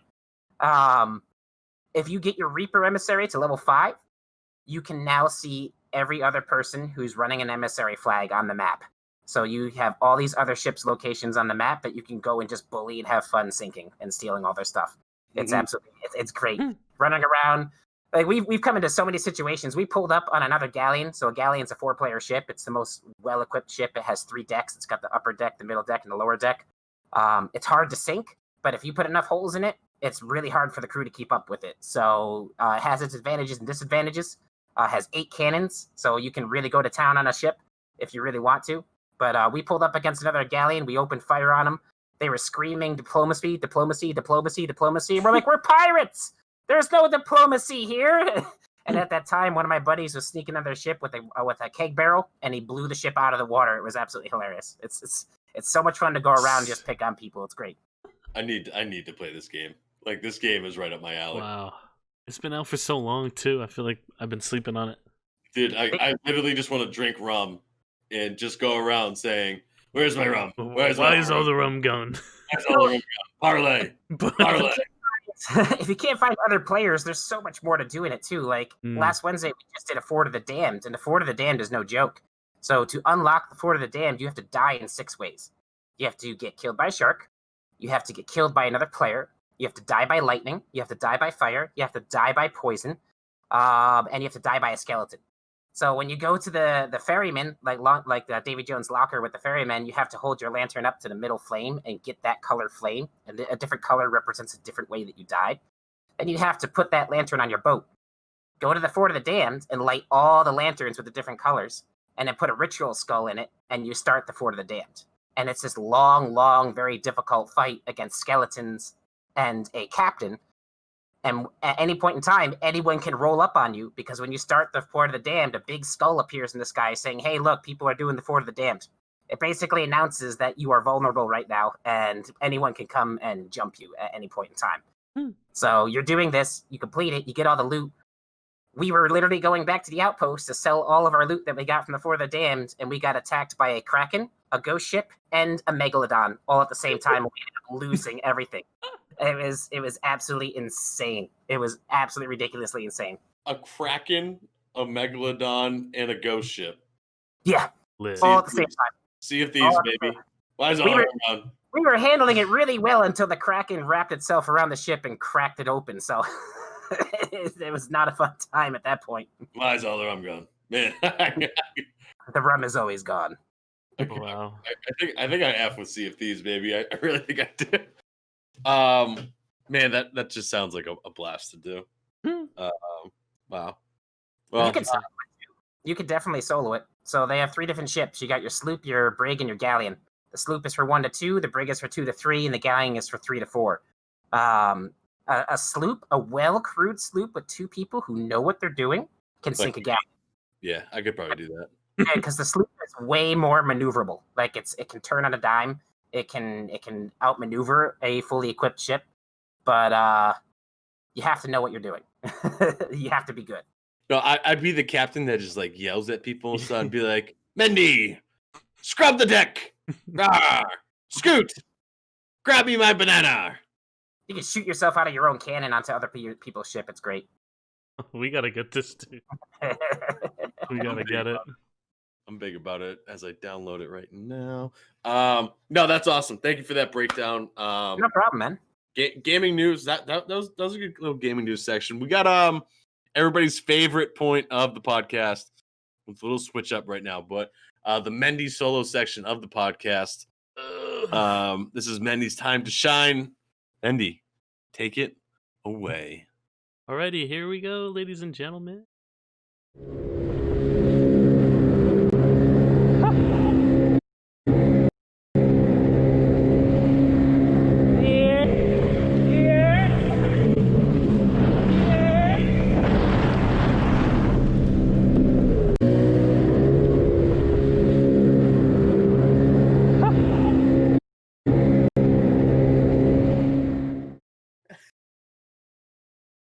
Yeah.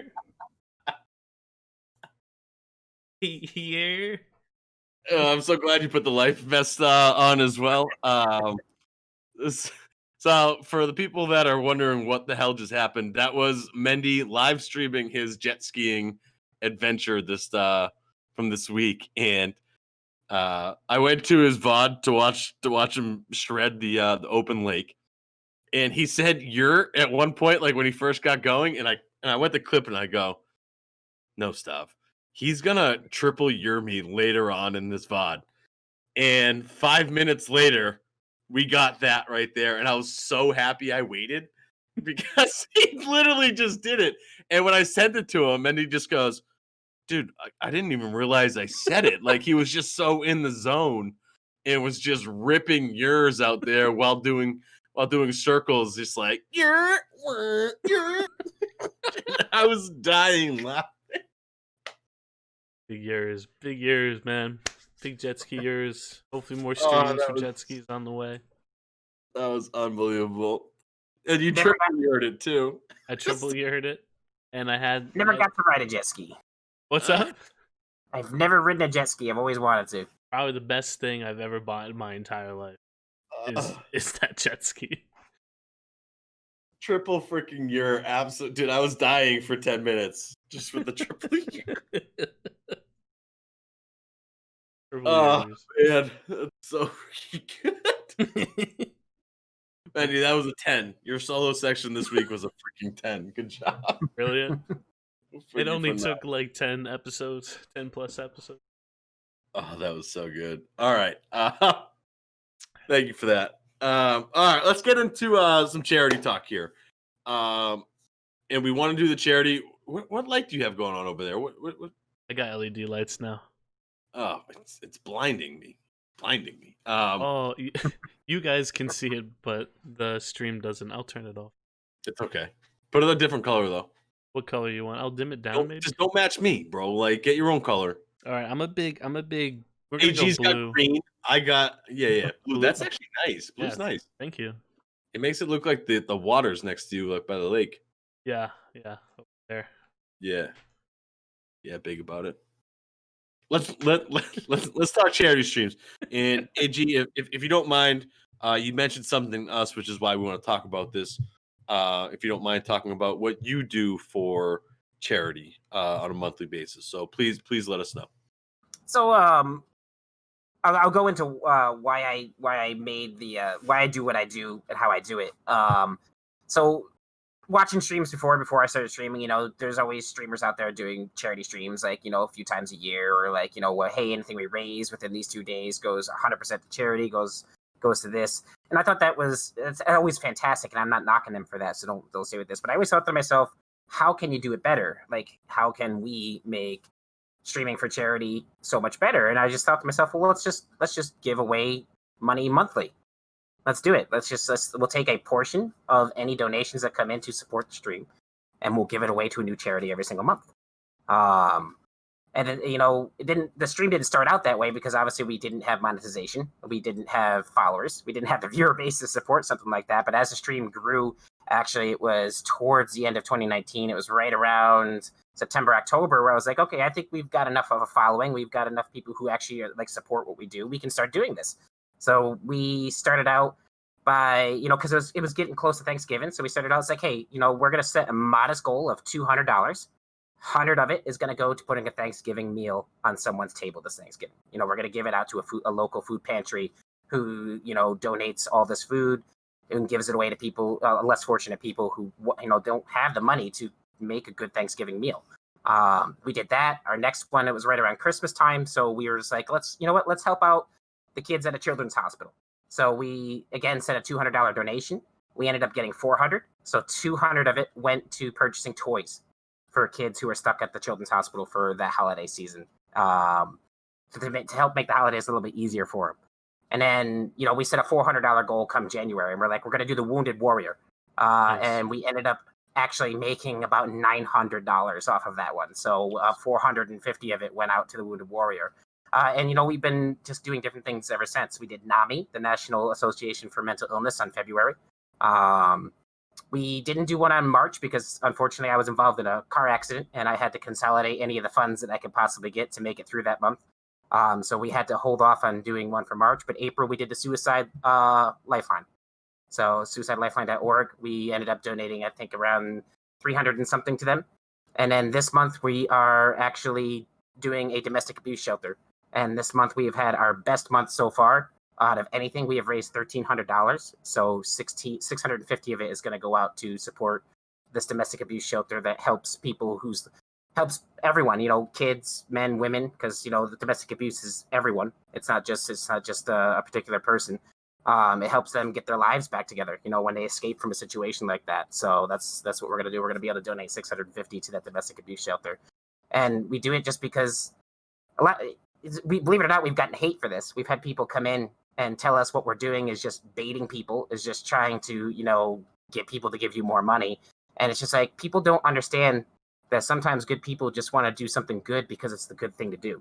And that's what people don't get. They always assume that there has to be a catch to it. There has to be some sort of strings being pulled somewhere. So believe it or not, we have gotten hate for it, but ultimately it is just what we set out to do from the beginning. We want to be able to help people out there who either can't help themselves or just need that help to get them pushed in the right direction. Love it. Love all the organizations that you've been going to. We actually had Pre-Fires on a couple episodes ago, who is a streamer for the Wounded Warrior Project. He was talking about how he helps them out and they help him out. Mm-hmm. He's a veteran as well. It was very cool to hear the Wounded Warrior Project kind of side of it and how they're getting involved in gaming and streaming. And he was, Mendy and I have a lot of love for the Wounded Warrior because Pre-Fires was awesome. Yeah. Pre-Fires is a great friend and they're doing a lot of good. So I'm not saying all the other ones are bad. I'm just saying the Wounded Warrior hits us because of our discussion we had with Pre-Fires as well. I hear you there, man. I hear you. And I think that's awesome. I keep it up, keep it going. Don't listen to those people that are saying what you're doing is not good because what are they donating? Right. Or what are they even doing?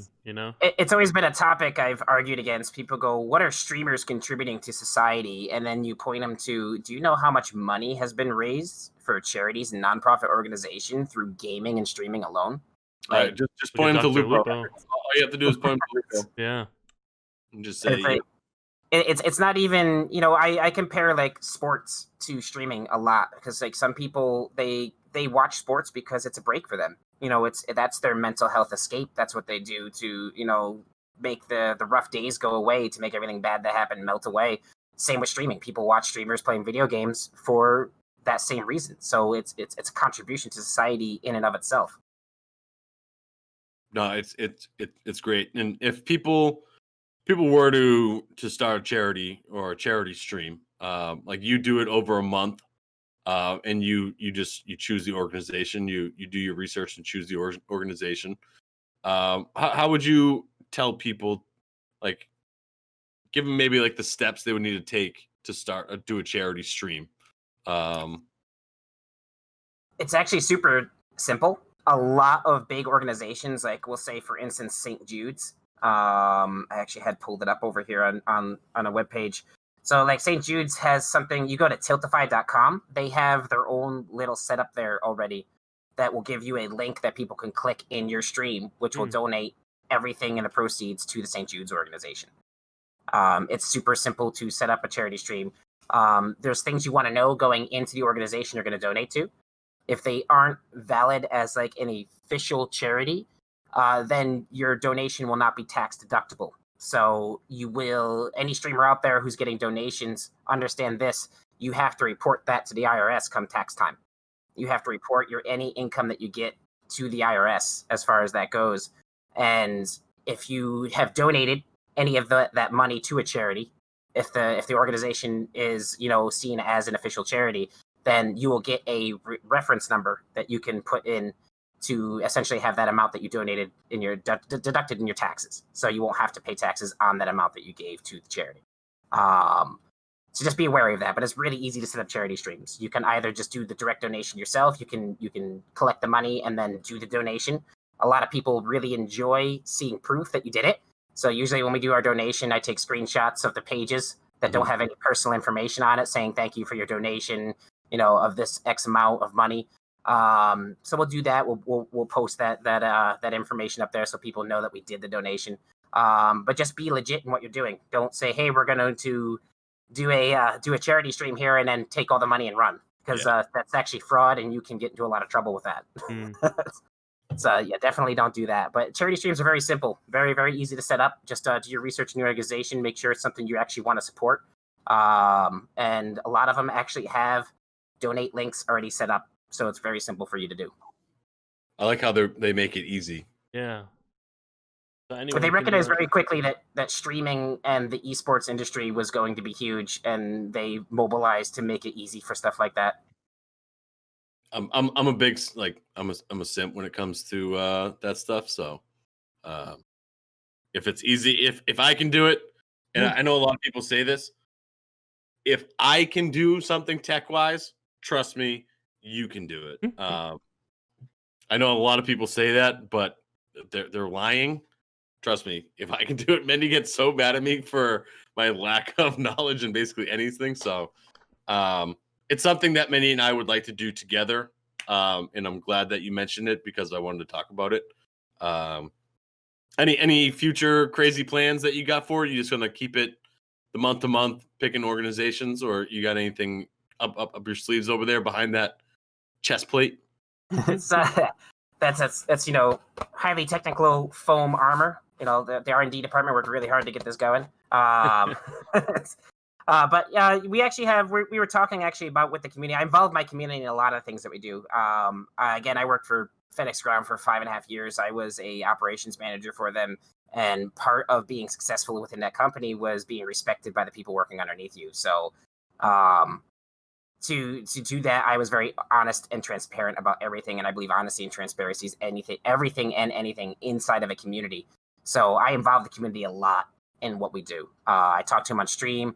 We were actually talking about what we were going to do is possibly do days throughout the month where any donations come in that day. All of that will go towards the charity as well.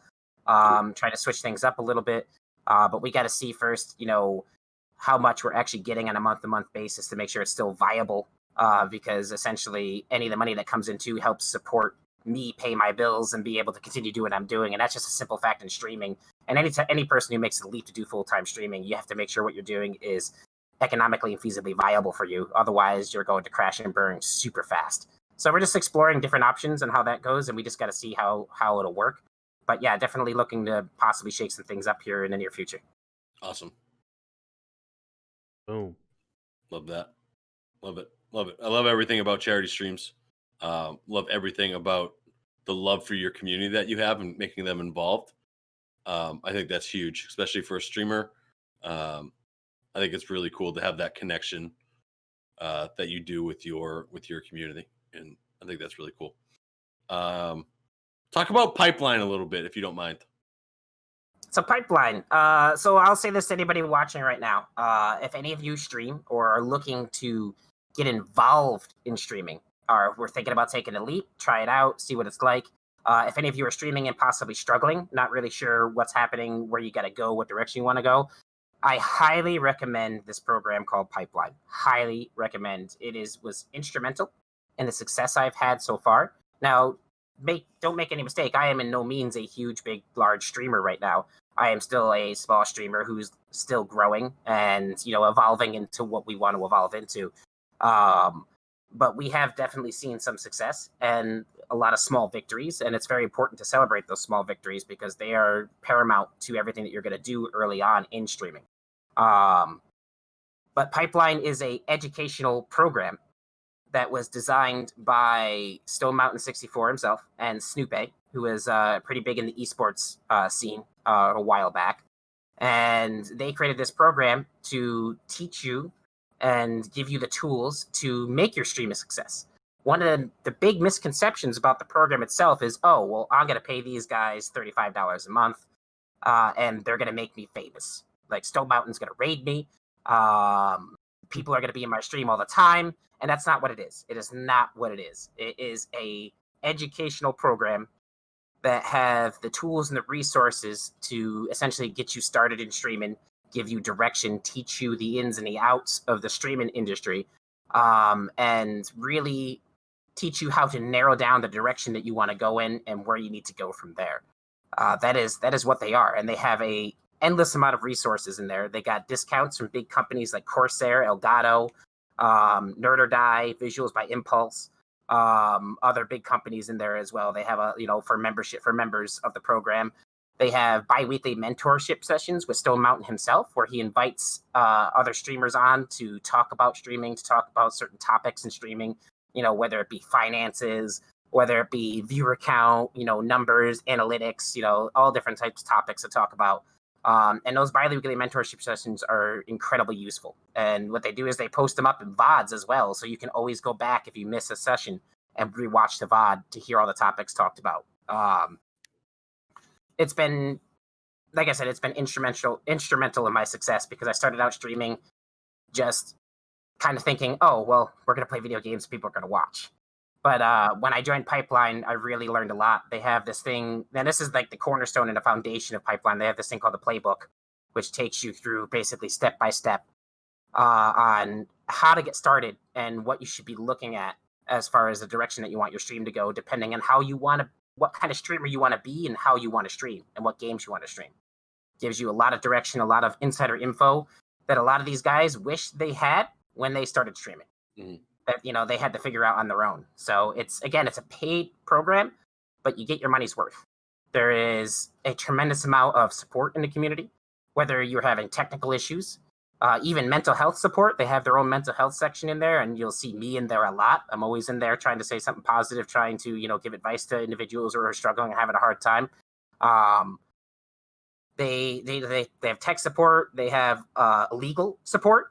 So believe it or not, with the whole switch to the supervillain thing, I had contacted a person whose music I found online, and I said, "Hey, listen, can I get some sort of music license for this? Like, I love your music. What can we do to make this work so that I can use this on my stream?" And this guy gave me his entire discography for $200 and the rights to the music, but the license he gave me was not really good. It wouldn't have held up in a court if something ever did go down. So I was pointed to the legal section in Pipeline. I talked to the lawyers there who have some of the better lawyers in the game industry and esports industry out there. And they put me in contact with some of their best audio lawyers, essentially like anything to do with music and stuff like that. And they looked at the license and are like, "Yeah, no, this is crap. What do you want to do?" And I was like, "Well, can you guys make me a license?" And they were like, "Yeah, we could do that." Obviously I had to pay for it. I ended up paying about $500 to get the license situated and, laid out the way it needed to be. But then, I contacted the dude and he signed it. He's like, "Yeah, this looks good. I'm fine with it." And, now I have rights to the music of all that music to be able to use on stream without any type of legal repercussion in the future. In the future. So it's just that the level of connections and help that you can get from the program is definitely you're going to get your money's worth out of it. The networking capabilities and potential is unmatched anywhere else, in my personal opinion. I have connected with so many different streamers through the program, made so many different friends, and now even he's been chilling out in chat over here, Mr. Nova S118. We met through Pipeline. Yeah. Now we stream together pretty regularly. Because we met through Pipeline, we became good friends, and now we make great content together. So it's just the ability to connect with other people, learn from them, and collaborate. Unmatched, in my personal opinion. Unmatched anywhere else. It's so cool, and obviously, I'm sure you can go on more and more about Pipeline because it seems like it's just endless support that it has and everything. Mm-hmm. It's kind of like. I'll put it out there, and it's more in depth than this, but it's kind of like having like a personal trainer at a gym. Yeah, it really is. You can look up stuff online how to work out by yourself and go in there, but like if you have that personal trainer with you, like it just kind of means a little bit more. Like I feel like you can stay on track of your nutrition a little bit better if you have a trainer. Like you're doing it by yourself. I know for me, like I go past a pizza shop, I'm like, bro, I kind of want to get pizza, like having like a trainer with there, like kind of like holds you accountable for it. And I mean, to me, it's what you're saying. It's kind of like that. You have a supporting group that'll help you out and get you through it, and a bunch of avenues to help you out with legal stuff, with tech stuff. Seems pretty cool. And you know what? $35. I said this about overlays and stuff like that. If it's gonna help your stream, you're gonna make that back. So you're investing in yourself. But I already it was $250 for my overlays, right? I said, bro, if this gets me, any more like followers or something like that, I'll make it back in the end. It's just like you're just paying up front for stuff that you're gonna get back. And $35, which would be what, $450 for the year or something like that. Was that fast math? It's actually they have an annual option. So if you want to pay upfront for the full year, it's actually just a little over $300. It's not that bad, to be quite honest. I'm still trying to do my math right now. I think I butchered it. It's more expensive to pay monthly for the whole year than it is to do the annual. So if your intention is to be with the community for the whole year and reap all the benefits that a member gets, you're probably better off doing the annual if that's in your budget. But if you're actually just looking, $415. Check my math. Check my math. Chat, help us out. 35 times 12. I can't even tell you. Come on, somebody. Somebody's like on the keyboard. We all got smartphones. Everything has a calculator. The computer has a calculator. 420. I think Scoot's just saying that. It's 415. He just said it after. Unbelievable. I'm not listening to anything Scoot says. Shout out to Cooter. Well, after everything you just said, thank you so much for breaking down Pipeline. It seems like they have a lot of really cool stuff over there. They got YouTube masterclasses too. Like Stone goes into specific subjects on the YouTube channel for Pipeline. It's wonderful. Wow. We might have to look into this. I learned a lot on tonight's podcast. I didn't see this one coming at all. I had my I should have brought a notepad or something, man. So much knowledge was dropped on us. I'm trying to figure out which one I learned more, this one or the turn-ups with Rebel. Like, I don't know. Like, I still have those notes written down about turn-ups in Animal Crossing from Rebel. So, what did she write at the end of it? Don't play. Yeah. Yeah, that was something. That was a good one. Damn. Yo, Almighty Ginger AG. Thank you so much for coming on. Thank you. You got it, guys. Thank you so much for having me. I'm honest to God when I'm saying this. I learned so much about the Facebook stuff, from the charity stuff to the Pipeline things. Like, very, very knowledgeable. We haven't touched on any of these subjects, so all new stuff. I'm sure everybody that is listening and watching right now definitely learned some things, because I know I did. Facebook streaming will be the wave in 3 years. I kind of believe it now. In 3 years, though. So thank you so much. If you have any plugs you want to do, feel free. You can plug. We'll plug your links and everything with the YouTube videos and stuff. But if you want to give a shout out to your community, anybody, just the floor is yours right here. No, guys, thank you very much. I appreciate you guys tuning in. Thank you for having me a guest on this podcast. You made me a fan. I'm probably going to be popping in more often to check out your podcast in the evening. Nova, he's been chilling out in here. Mr. S188 there. Great guy, great streamer, streams on Twitch as well. But guys, by all means, go check him out. Ginger's Girl is my beautiful fiance, also hanging out in chat as well. Ginger's Girl, she is giving me so much support. Like, she has supported this dream 100%. I worked nights for 5.5 years so she could go to school and get everything done that she wanted to do. And I was depressed and upset and hated my job and almost kind of hated my life at that point. She finally turned around and said, chase your dream and do it. It's your turn. And she has given me nothing but love and support through all of this. And I would not be in the position that I am without her. So that's a huge, huge shout out to my amazing, beautiful fiance there.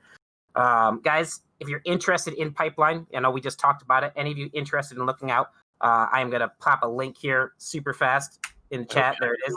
And do we have any banning things in there, Mendy, or what? I don't What's think up? so. Oh no, Do we have any? No, you're good. You're good. You're good.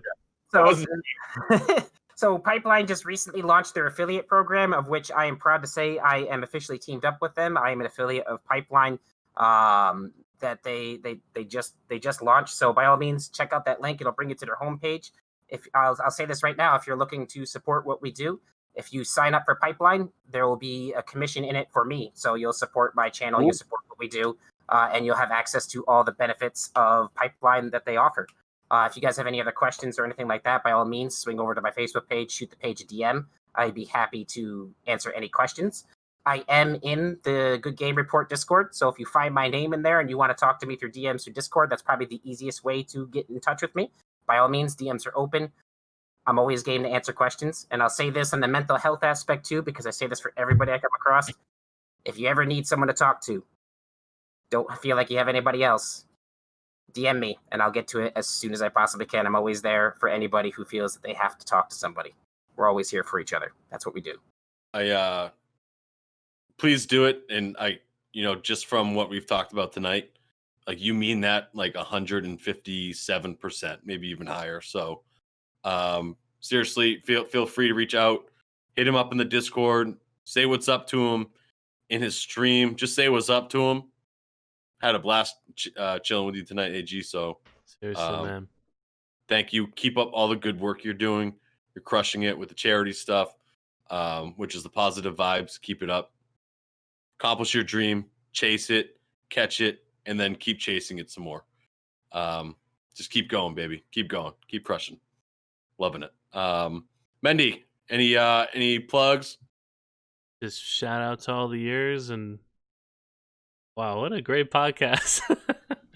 Mendy's got nothing. I got nothing, man. Yeah, I love the switch over. Our critical ally in our conquest for world domination. Holy cow. I need that. Fire. I'll do a selfish plug here real quick, and I hate doing these, but starting tomorrow, I have a new stream theme going on. I am going back to my roots. I'm going to be playing Fortnite going forward, and I am going to be dressing up for every Fortnite stream.